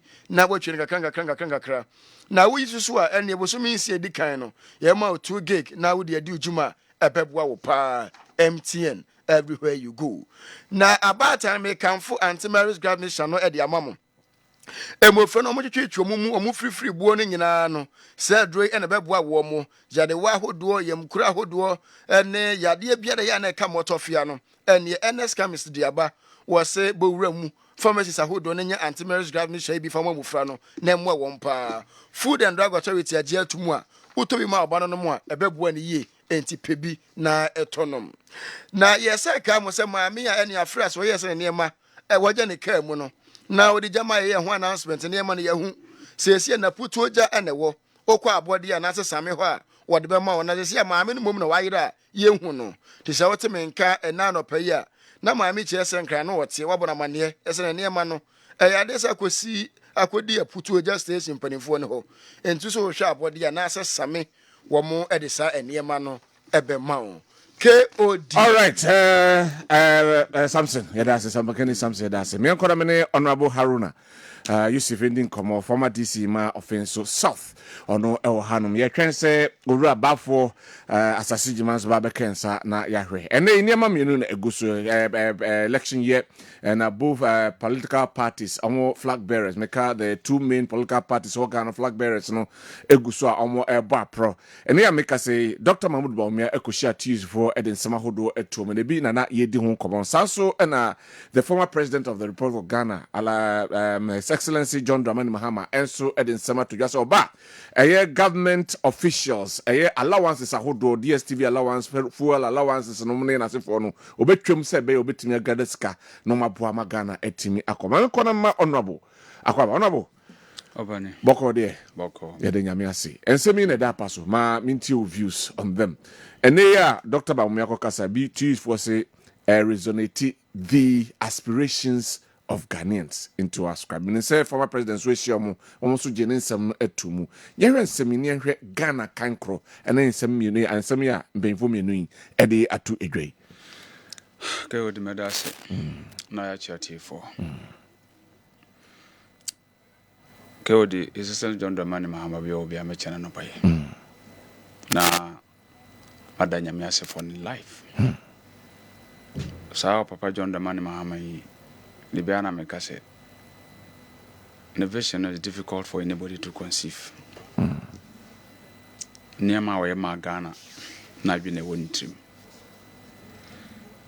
Kodi Dr. Bawumi ambo mi okasana utia, how do you usually feel?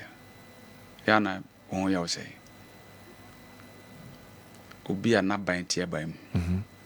Where vice president. What the policy akonwa so. Where the head of the EMT. No doubt President na ba be bona baso ni na adwuma oboma economic management team no. Ya osafuma ho be ka kire say Niama omaye nyina ye Dr. Bawumi atumu adwen na omaye. Now here TVs no wote nsema na waka. Wasi me bana mitio. Ndo fra economist na em wonwa. Ne ba bia wode niama ne nanam no. Na mbuza say is he talking economy or he just talking like any ordinary person? We should be serious in Ghana. TVs no one who did me now towards Dr. Bawumi. They didn't take him serious for once. So why would the Secretary General come to say it resonates the aspirations of Ghanaians and our ascribing? So at least I was going to point out 1, 2, 3. Nema okay. Only kase fa unsem hunu kono ha. Nti omo ye no krokro ye jo. Nti samere we ya ban nti ase no. Nti omo di so. On say it's an insult to the government on say. Say Dr. Bawumi did the one government natem. Say be omo ni mama mu. Say omo ntimi fa 50 ministers emu my way. Ebiom beso hwe no mahu say well almost all there hwe almost so omo ba bam but he's part of this government, of course, but the NDC also says almost should be 50 but he's part of this government. Can I know there were 80 friends and ministers normally, but a name Mahama say also ba you go along that same line 80 no 125 yepe but at least a Bruce 50 no me say 80 no 125 yepe 80 ministers no 125 yepe. He was part. He's still the head of the economic management team. So, what about there? Say, what be leverage? Say, a problematic to go with such number of. And so that is an insult to his own government. Say, Nana Akufo-Addo, when you serious, or serious that Dr. Bawumi ko any be that. Nana Akufo-Addo, you serious? Oh, they want to scam us. Abaya ubuo. Over president catch us win mamuo. Or catch us win mamuo. Nti na what this colossal number e boomai no. Ono ba o de 50. Omo hu say omo de buye na amwa man. Nti the next MPP aban no oba obete so. Anya aban we ne be catch us omo ate omo expenditure by 30%. So what is it? Dia na o catch re.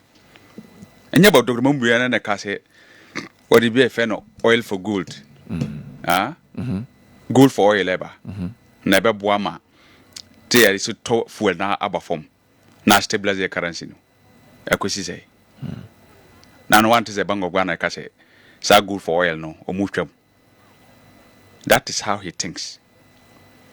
Wasori ana waka bibia yete na wose flat rate tax abra wo hwe say ye di levy aba na ye di emission levy aba omagie atuma adwuma wasi yentwen no na se wono no bebedi o man nanimu a na wayiye no nyina afiri wo aban a wono ka ho bi nti de oka no is not sensible to the government say nema bi ho mo nyene sisiye you want power and to feel we yes anema we nyina na Ghana for ho ato mo a want your message look better nti possible why you not doing it. These are deceptive people. About department bi anyo who they see even with now judicial we see what is happening. I want to say this. What has happened? I don't go for damage as me but say the court is still running. So what has happened? And this is the behavior of the Attorney General. Into aban we department bi no ye papa wo. This government has no better department. Chairman department bi e wa ha. Go to the finance ministry. Bank of Ghana. E kankwa. No man one no mo chefa. Papa no defend Brother Champon niam a wo ye wo senate no. Timi se we MPP surrogate. Papa we MPP surrogate. Ya na me hia ndi pass ha wo studio ha. Ni edi nkomo. Yes, Father, we are also economy we and they are deceiving people. Propounding terrorists that do not work. We need to move no. Some people we can be no 2 MPP for no. No, don't go there because I know Bekana as my friend and obey dealing. I see. Men for no encofra. So what? And we are at liberty to discuss what he has discussed. Yes, but discuss him because someone can who be near sofa no. Yes. They are what can I say? Or no, can who be any years of fine, but men for them for a some people will be can who be near sofa. That one accepted, yes. That one accepted. National Cathedral. When people move to my go to National Cathedral. Who say yes sofa? National Cathedral can who no pay Morocco and Ghana and Kora Morocco. Who is the one from? Pardon, Pomunis can matter. We are just pouring money away. Your friend will be an obe can be a PBR. Me say, some can hatch out the last time say MP4. Dr. Mawundu Mwiamu Nabano, they are testing our level of sanity. Say enti Ghana for young heads of my juma. That is all that they are doing to us. Kewodi. Now, can you imagine the fact say, you see, yakoye Palugu multi-purpose dam. Vice President ye Busano, Asempa Busano in 2020. A dear bay signature project. Anna say, wow, freezing, woo, Dr. Moyo freezing. Maya Pama, you bet Macas win my master for. Was a project of my a signature project. The Palugu multi-purpose dam. Only for it to appear before a public accounts committee. Near Busa say, now, Matuya finance certificate. Project BR, a finance certificate. Jessica, that was a project more you no. Ya we be bia. Sike that why you no. Only for us to realize, sa site work rano. Yamfa pikas Quran 2 form. KOD, you see, governance one. I about the credibility of the leader. Aye, Nipana was seen to have a man no. Ni track record I follow notice. Ya me catch the bia. President John Domani Mama, a boss of being was share Ghana for one issue. Sure. Not one. Who beats me? The e-blocks are so to me and see. Why? KOD. So to me and see. Obia shall boss a boss. Obia shall boss over 200 schools. Now what the master 123 I say. A mirror okono. What commission about 56. KOD. Asante Regina. Go about 30 of them I will see ye. What to me catch any one yes our project way. Also Bakuren one fan Sanka. I want ye. She ended for catches agenda 88. Almost have a car agenda 111. How many years in it? Emudi no more deliver.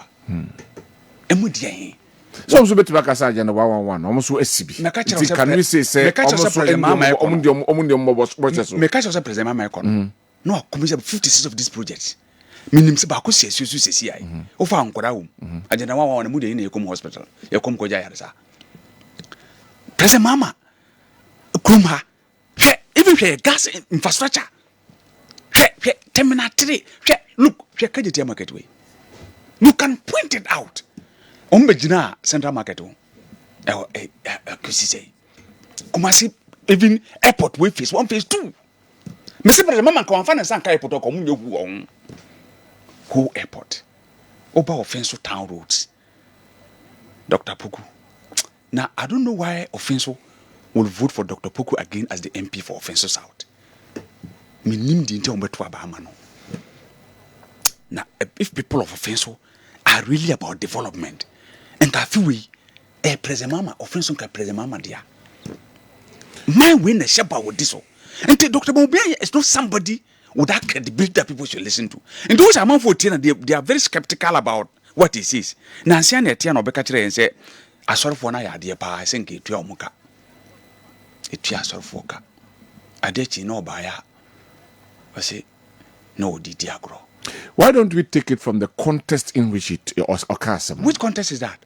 So, already development, sorry, ayama, or no dear, nka, or see it, Tuomoka, is in the context. Say, Oma ye be ama, Ghana. Till when you be Amoasia, Yan Sam Mono. So he meant that. Some no person can. I know your no way of saying the things. No, but actually, Obabonte, because that is what he meant to say. No, see what you Diagro. What we catch say he was joking. What catch say he was joking. How can the whole aspirant of the presidency okay something national by catch say no Diagro? How serious can you take us? So this is what we have reduced our country to. Kawudi, managing a country is a very serious business. So, Mami Musamu, what will you bring on board as NDC to help the country? Because Kwani Yesinki. So, what will the NDC government bring to salvage the situation in Ghana? President Mama believes in the total overhaul of our infrastructure in this country. And it's all here. Okay, the 40-year development vision, one national commission, national development commission, they by doing President Mama in 2014. A comprehensive layout of this country was put in place. Comprehensive. Which are comprehensive? No, funny. From our airports to the development of our railways. Where our vision with the development of how it should be tackled. From the ports, where's our Bunkra way? Where your Bunkra without the railway lines? It will be a useless project. So why Anna administration the first term nothing was done about Bunkra? But because Bunkra say na friend saying the former president John Ekunku for na shasi. You say governance is a process. What shall say mobile what did you do to Bunkra? We do not tackle Bunkra that about them telling you that. Ocean is have vision now what they to lay out to Amagana no. Oh say governance is a continuum. Yes, you process, move somebody comes. Yes. And I make us say with that vision, he has a complete layout of this country. Okay. How the country should be developed. Okay. And this is why President Mama. How the country should develop no. What quota? I want to person what quota? I'm with you. That's what I'm listening to. The tragedy of development. No, I built the Terminal 3 because that is the gateway. And started improving our airports. Tamale Airport those days, no airport could fly outside, but or develop. Tamale Airport to that level. Why whole airport? No, about in the education infrastructure, the kind of the style our DC science infrastructure. No, now here e-blocks our e-blocks. He said we should, if we're making education free, more of it should be there to reduce our cost. So he started putting so e-block now it came with its own style. Okay, can you tell market way? Now you will not think about building a market in this style. Kotokoro market the same style. Whole market the same style. So he had a very comprehensive planner. Which hospitals we see here to say Bogatanga Regional Hospital, Wa Regional Hospital. Now even Afari, Numna or Sinwa, you could see that style with that vision. Because country Bianwa a development about its infrastructure. Okay. MPP by in the last 8 years. What spectacular infrastructure Nabet Makase MPP has put in place. Jeremiah, who's a Bobby Biachero in this NDC? Opportunity no. He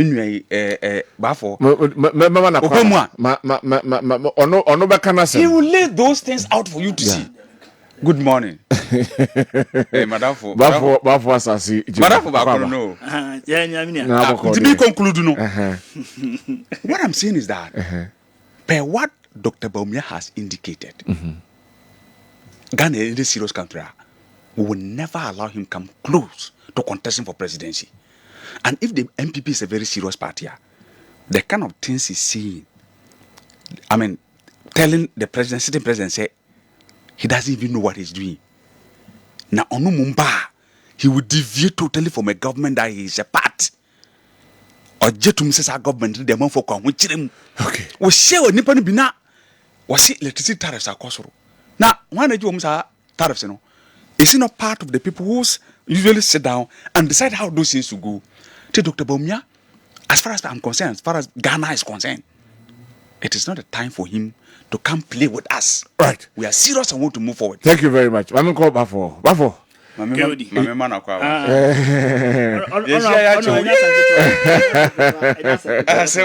right.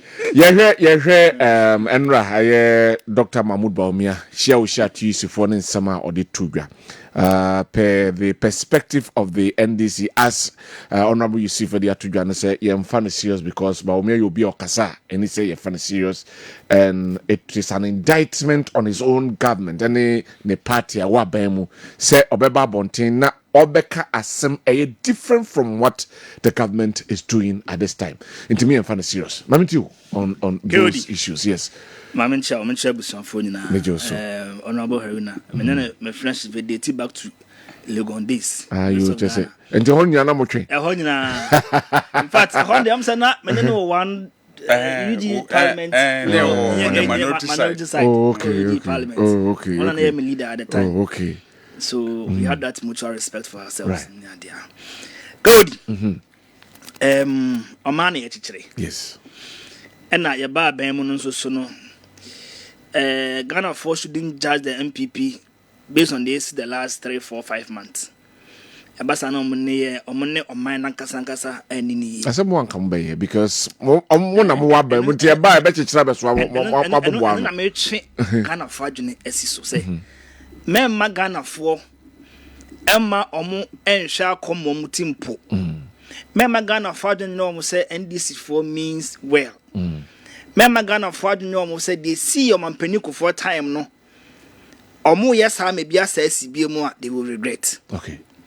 If it's a babem no kewo the name P na banu de gua am Ghana for come adwo or come about infrastructure. I'll come there. But no question so say Dr. Baumi on Ghana president. Sase we aka 1% mutiase. Mentiase za mo yesa. Me no ka say leader or taking decisions for this country. Say yanko benkum, yanko nifa, mampeni Akufo-Addo.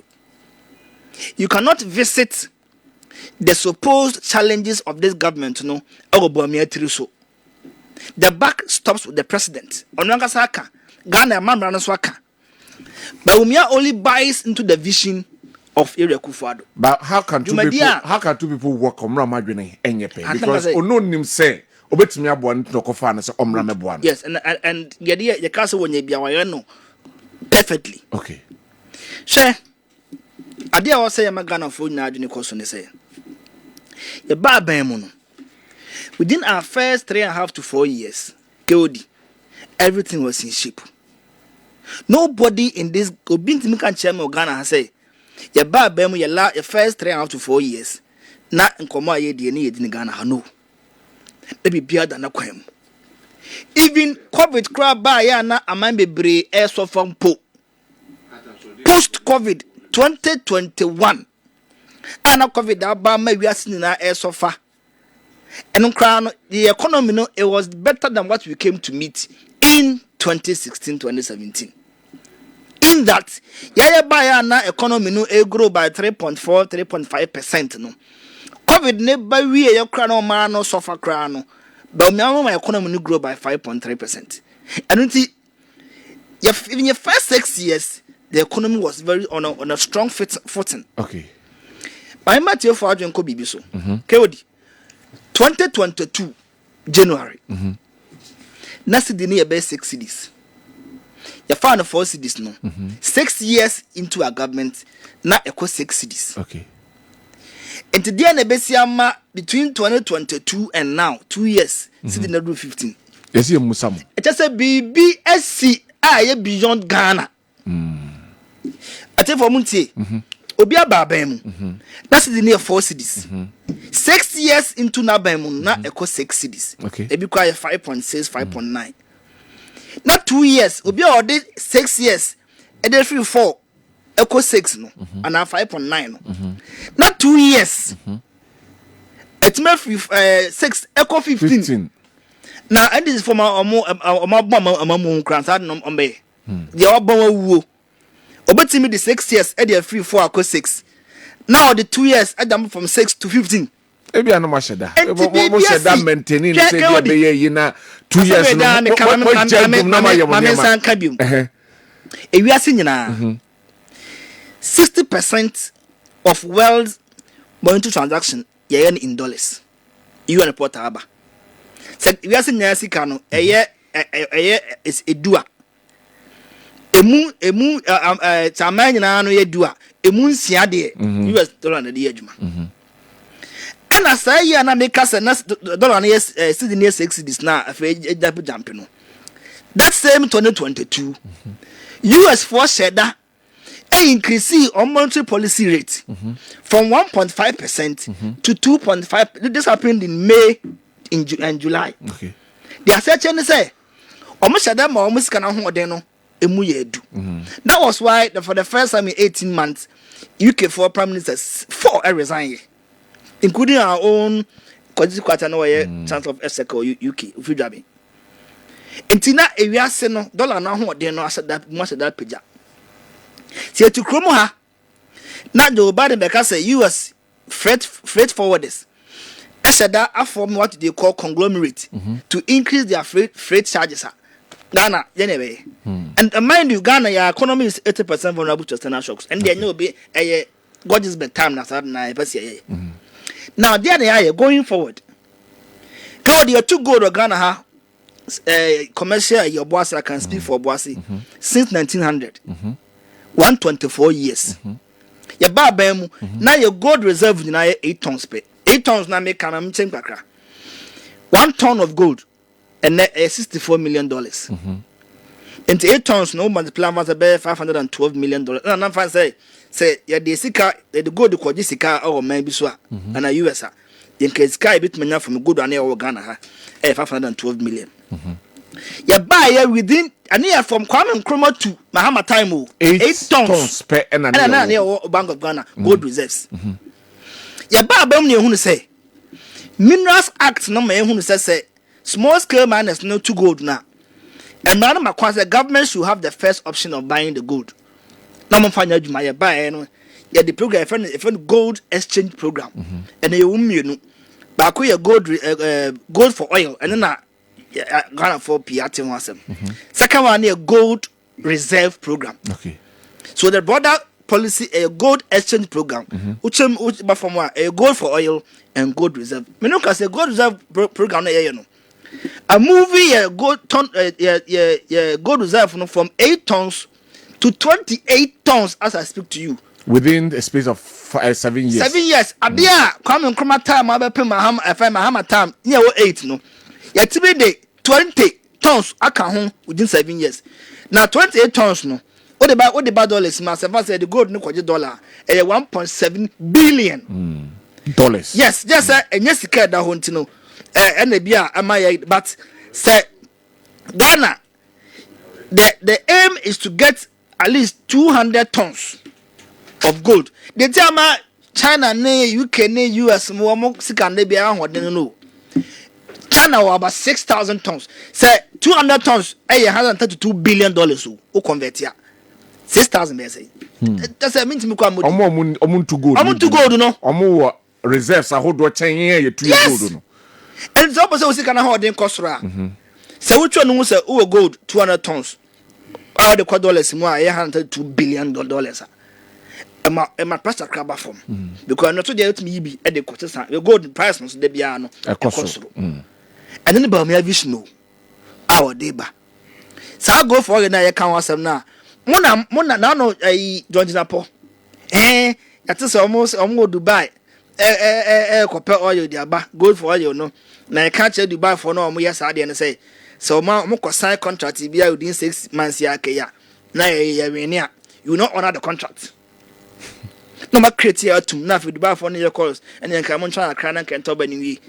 Sisi anu a patrol ba kwasoro a ya de gold ni bi kwaje fango ni bi di aba no and this join na pomba ba do so ai some yana say asamba say ye lesson na you honor the contract a man ko no say tutu and this they don't mean well another China yamra to was o kasa bebe yamra from hwe kroma eti kodi akwan Akwan, a kwan boarding pa. 1 kilometer of road, about 1.5 billion Ghana cedis. 1 kilometer. 1 kilometer of road. The boarding pa. Inti abaya unshada upeska die no. Akwan onye. Sika die NDC. Kwama kwamba pom ye. Omapani ko foja so flan to ho. Omu infie nwoche ati. Nya na aba yetime stand for apatrapatu. Obuakwa ekwa enwie ye. Ya na aba ya IPT2 yanche na se pon kron kwan ya be yo. Ya na aba ya ku start as contingent. Na aba ya be ye atonsu kwan de ko aputoja wo. Ya na aba ya ne. So ami ya free what the sample busakru wa de ba wo. Ye lu se kim. Mo amote so ami macro ne ofenso kwan no so mo nteni ye. Say the so full ye no. Say lusu aba no a. Mbamba. Ye lusu aba na. Ona wo kasa be 15 so. Ya wotre ma no. Adna ya kai na. Me na me time we ya wotre ma. Ona mo just allow me. Just allow me. I'll give you the time. No, akasa 10 minutes. Enja come tempo. Mo wo sa kwa no never very careful about na ekoto no. It's not about it's about mo. Mbese mu hu. We aso pese unu Ghana for say. One year akwan no oje na mo year ku free so aye kwan no. Obese hu yire wie ya hwase. Sa. Hu yire ni mu na hwede wase ya. Obese hu na obese de onyina obe ya no hwase. Okay. Mo hwe asokwa. Mo hwe so full line. Enefa apri kan so. Correct. Yeah, the policy is that a kwan bia every Kumasi akọ other regions bia no e be ndu akare. Ne kofo ye edwoso no. Yes, and Kay de Cobosomchi. And I'm mobile moanye. So flan de moanye. Bakuya call the says and Taswi moanye. And now I'm that to our chain, baby. Any bit me aye. If you are quite a chroma ye, sir, or more say when you became by your go in so bear 2 minutes. Into no, may I say I health. Chroma move free so. Raging her. One shire one hospital motimacy you are. You pani. Omso munsi bi da. Mo de na mo ye munsi yu ye. Yeah, my cousin. What they say you can not come kwame. But for the records no. And this is 8 years no. Omu free so na krom ha. Omu we one hospital you pani o krom ha. And no for the records. Ya buy no. And I'm say ban e ento aso ye gita sad need ntino. Ya buy ya be complete kumawu. Ya be complete konongo. Ya be ye be kwai. Ya ye trade. And a young Casanca, yes, to be from the scratch. And when I call Swamia, we are cast the machine begum. Chadia, ya come machines. Sabonum, ya a come machines. Dobonso, ya a come machines. And inti say, what to me and fame film watch it. And we had the Kufo crash 30 year, and I just want to frame we. Yaba, ya didn't fear bear me and son. Echo every year bear 5.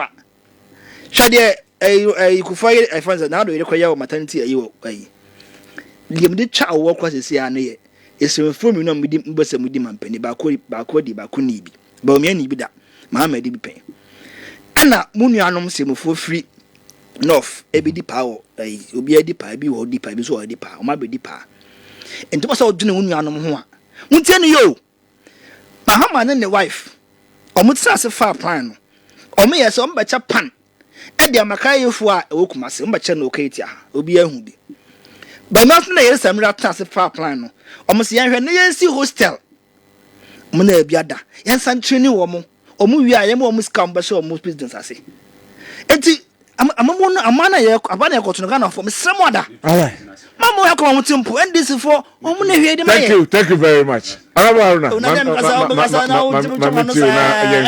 the issues na nkasa wo ho yen tackle you no kra wo ho ne say takasa nya ni nya no ada say menini sia ya che wono no wonye that rough type ni bia na sia no wo suasua kakra enti menini sia say me consider in that regard so wasi mayen and so mumu in the last 3 years of their government so be kaya anu 2020 no mo sha say SST committee fe no fiscal stability committee no 2019 no mo this committee dey buy the city was depreciating at a rate now omkra no muni the intent e ba ne sa 2019 Bank of Ghana government be catch say onim the intent e ba ne sa e no ma say committee 41 member committee fortunately Dr. Bawumia no nka ho because they had lost that trust in him say. I know your interpretation. No, but I know your interpretation. But as a manager of the economy, yes, I tell committee. I know your own interpretation. Dealing with the physicals of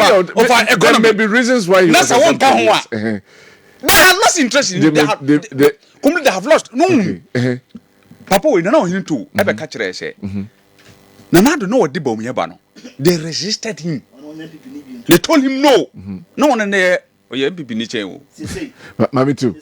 Nancy and Abana. Bafon Pacho. Jano. Almost you have lost the. Honorable, just allow me. Let's continue. Yes. You know what's the bomb you can buy? No catch it. Say. Ono another one economy. Papa, ya medina bay. One economy woni mu. Na se mama na afa na amba na Ghana voto ababa mia. Mintim nya bibia o. So there was a reason Dr. Bawumia was brought to stabilize the economy. What kind of lectures no? UPSC any Pastor Otabil University Central University. When the fundamentals are weak, the exchange rate will expose you. Aban we want. Me say they have lost it all. They don't deserve anything again. Why? Omodi don't know one is factory, yes, sir.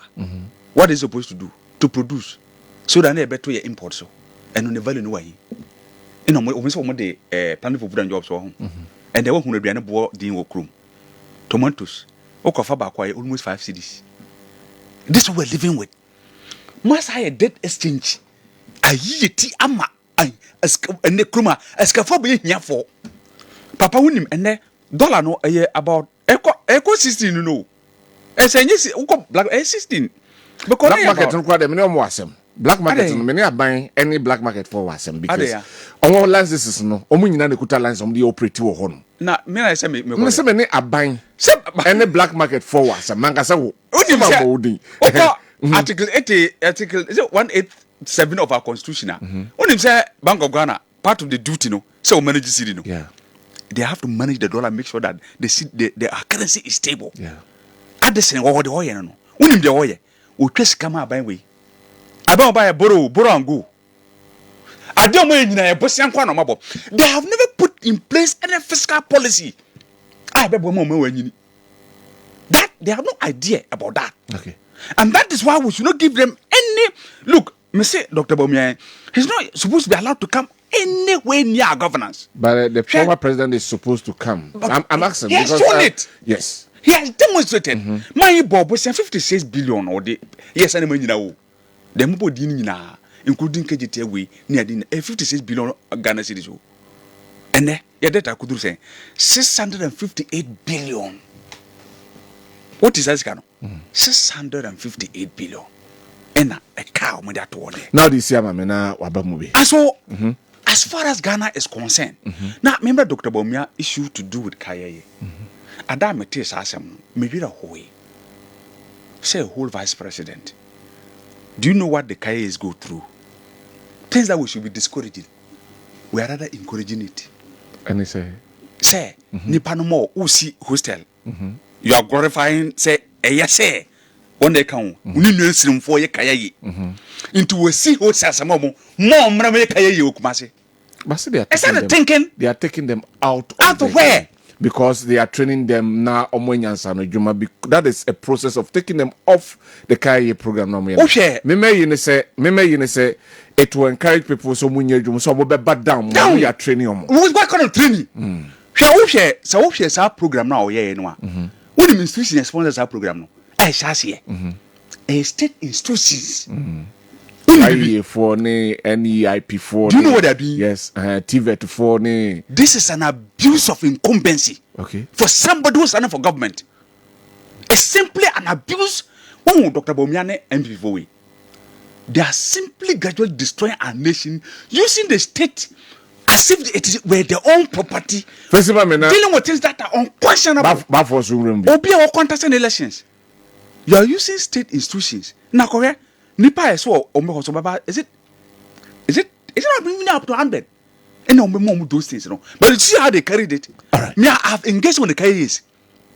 They come and rent their own places they live. Thank you very much. So me, they should be careful with some of the things they're doing which are dangerous for this country. Bafo mami too.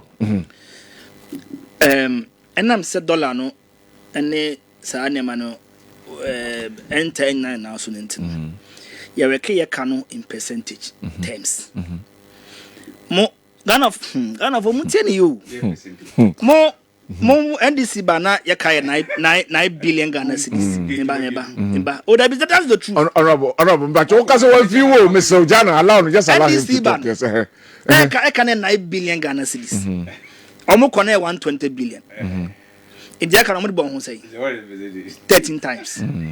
Omo de can no say 9 billion 120 dey any six in the doors. And so what they cut for 9 equal 120. Bif 120 cost 600. Just say MPP de Ghana can born 5 times. Omo de born 13 times. But look at the over the year, you know. Where's that on bibia. Uti. Unim do for. Unim the Takamado for. What say? NDC what power no. Sana economy ni ya Mahama no nim ho matching. Mahama nim ho matching. Economy no ho hwe. One na president. Uti. Nti eba. No, start o Mahama at most time one Mahama de be room obagie no say no. Nti eno zuzu aso papa no na be kan no. Eno no be say sana be so. Yes, anke ewu kra. She. Keodi. O ka one day one of senior ya sometimes. She one day one of now kan wansam. Ono was so bo abana ba so. Because Ghana ha na e bana wo ka ye kra na mapi de ba. Ye kra bibi nya de ba. O dem che. E na ba mo time mo pass imra. E de ton Ghana factories. Enti mo pass na ton Ghana factories na mo kona ba Ukraine Ghana ha no. Obi aba. Na who say we need to establish factories and a man for factory mun bia mu. No mo nya yi. But sabi yam fada ko enya de nya nsuaso. You can do 3 years to see the real impact of 1D1F. To some babua, mo de mo nyansa ne babua. Nyansa opupu. Again, can you for no come outside no many mara hupi. They say o maba, you say me abafra no nkwa fichiri. Wakwa fichiri aboatia aka abafra no. Wo jan na wu. Behwe no. Eno nti o maba o mo ye kaya you no. Na ye mampani. Your antidote, your remedy to posaka you for no ne say. Omanye pan no omonya aduma na manye wo mo tax mo je wo mo tax e okrom ha ye say ye baby ombada ye befa na afi ya treni wo mo sanu juma busumi bia mo bia 1000 Ghana cedis as stipend ye wi na opon so a abai say mo scam out there where we ya just monti mi anyanti oh na me now this year me de ma no AC no. But we also want to about the cut down government expenditure. No what the tia at my forecast. Mama so also buy on DSTV no I the Congo for crew if you know or Belchum. Yes, they say. Osanya no ko petrol wasem. Okay, other allowances are yes. In DSTV say. Auntie who baby Audrey. Who the DSTV never cast me bar. Appointed the DSTV no. Me mama tell me DSTV. Ombetua water, ombetua electricity, ombetua fuel. Ni na so ombetua ni nyina. Ni nyina ombetua made. Every allow. Anyway, 0551 444 obetua abasona oso ache wadwe ewo ensebene ya discuss ewo hanom. Na ye hwe said omumienu. Anyway, ba me ko na fe memfa eye ahwefo ne tiefo nso mo commenter amode ba. Hello. Good morning. Good morning.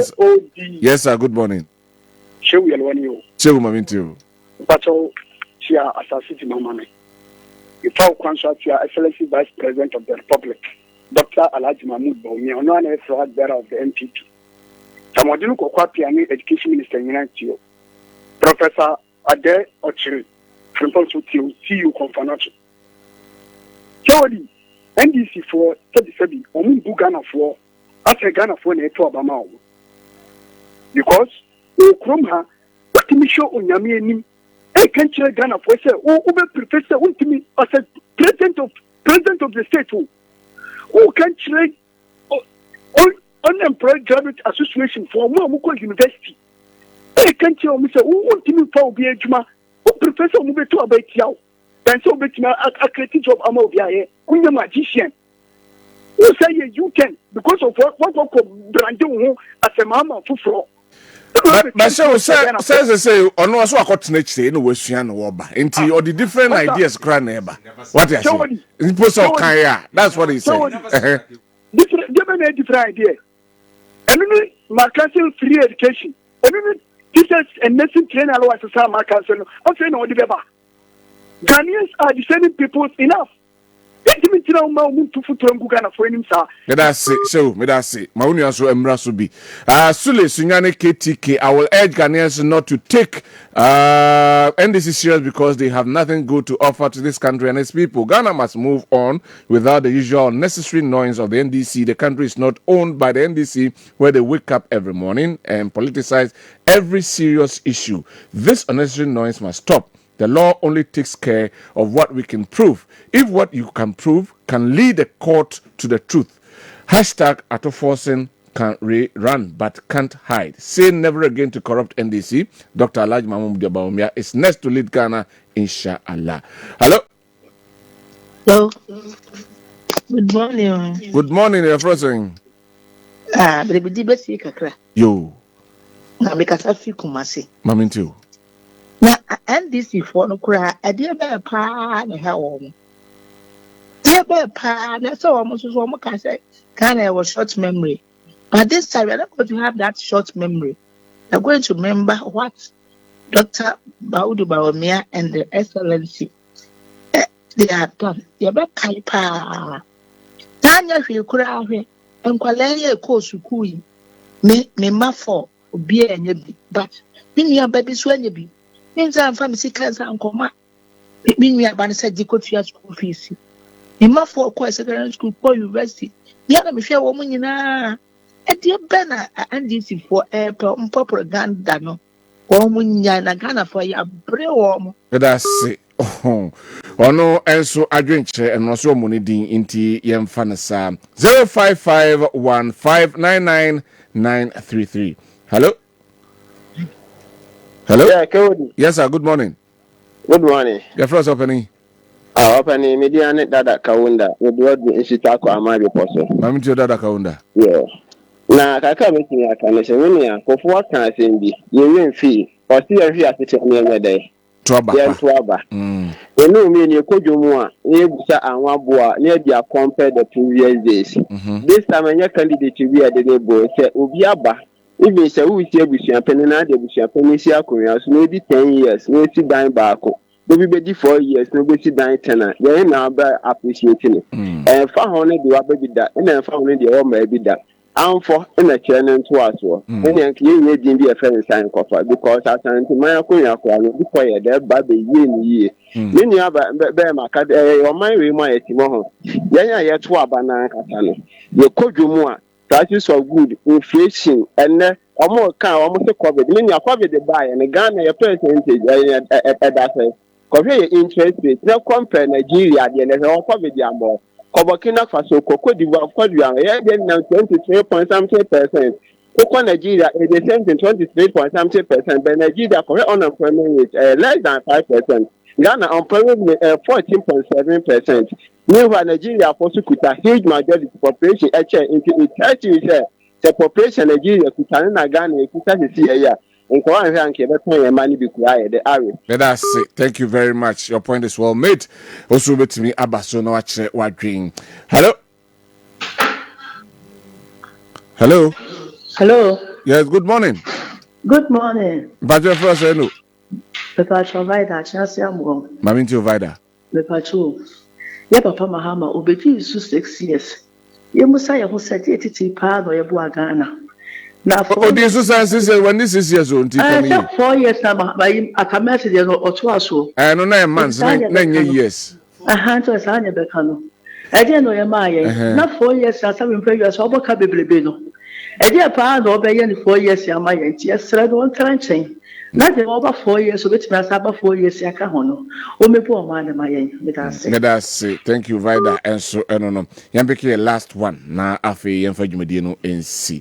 Hello. Hello? Yes, sir. Good morning. Good morning, Cody. But you're doing the same. The friend of my boy, Castle Kochi. Naminti Wajimai. Kewdi, Edomasipi. More than Hustino, especially Mumway and Papa. Namone Dimochiro, Ghana. More Hustun, more Dimochi. Near NDC Nika, the MPP Nika. Dina, you know, so Yana said the Sebi. If you want money, I general, it said you excuse me to say, Nia Kaya General, Akotu baby say in Kutu. Almost say my general. Sir, if in my general said, me one PP a one and me walk. Me one DC a one and me walk. Me sorry, Papa say, Yen, a friend say, one more young woman questioning pa, Cohet Bokina. So you near will boom my Cohet, you said you will see the great year. Now, a lecturer said, "Yeah, or no, Castle Bar, you should be Casana, a NGC, you know, and so reacted to his comment. No, it say, Ian Penny for say, senior uncle and woman. Thank you very much. Now, you busan some and now on Betchrim, menu be a cassetia, Medasipi. Now, yes, sorry, you were just on sports, Abba. Honorable, a time now, so just 1 minute. A minute now, I mean, sorry, yes. I totally agree with the last speaker. Nipana Oye calls this year. It's about Ghana. Yes. Inti say ye educating Nipana we should be. Yeah, circumspect. Oh, young cannot crane woman. It's very important. Young party seven. Someone about the bar. No, young party seven. Young cannot crane, so they're no credit here. They are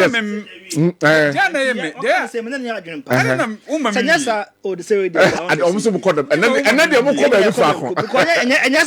And yes, back your free friends to take. I was say, Abana saying, yes, if factual home, Miss Factory to tell. So was Abana saying. Because I join in the No, come here, catch yes, a dear, Mamma, afraid. That was in the May. When him said, encourage show was you and Anu ye.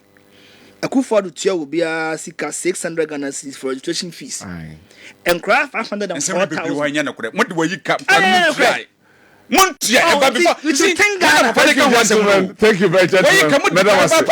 Madam Haruna Yusuf as former MC Edema offense son Madam Asasijima or your communication team member Edema the MPP Madam Ase we need Kwabena Owusu Dankwa e kam say djumedie no Mr. Kwachi na a director my kwapesi asaribedi akọ na hye me de brem woko sound Same Sapon na eboaye technician on duty your pages e social media handles na me de Kwabena Owusu Dankwa what ekua ene Samson enso enka yes ama Sir Jolaka ene na pamfo aba no the midfield action aba beto so neso obecheska skoska enho ensem ewo ha yakramo nyame enka obibia ho bye bye. We'll be right back.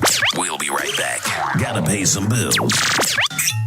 When I wake up in the morning, I brush my teeth with Kale Charcoal toothpaste. This gives me confidence all day. Anytime you meet Amma, don't be surprised I smile showing my beautiful white teeth because I don't have tartar or cavity thanks to Kale Charcoal toothpaste for its natural charcoal properties. In fact, we are like twins. I can't go without my Kale Charcoal toothpaste.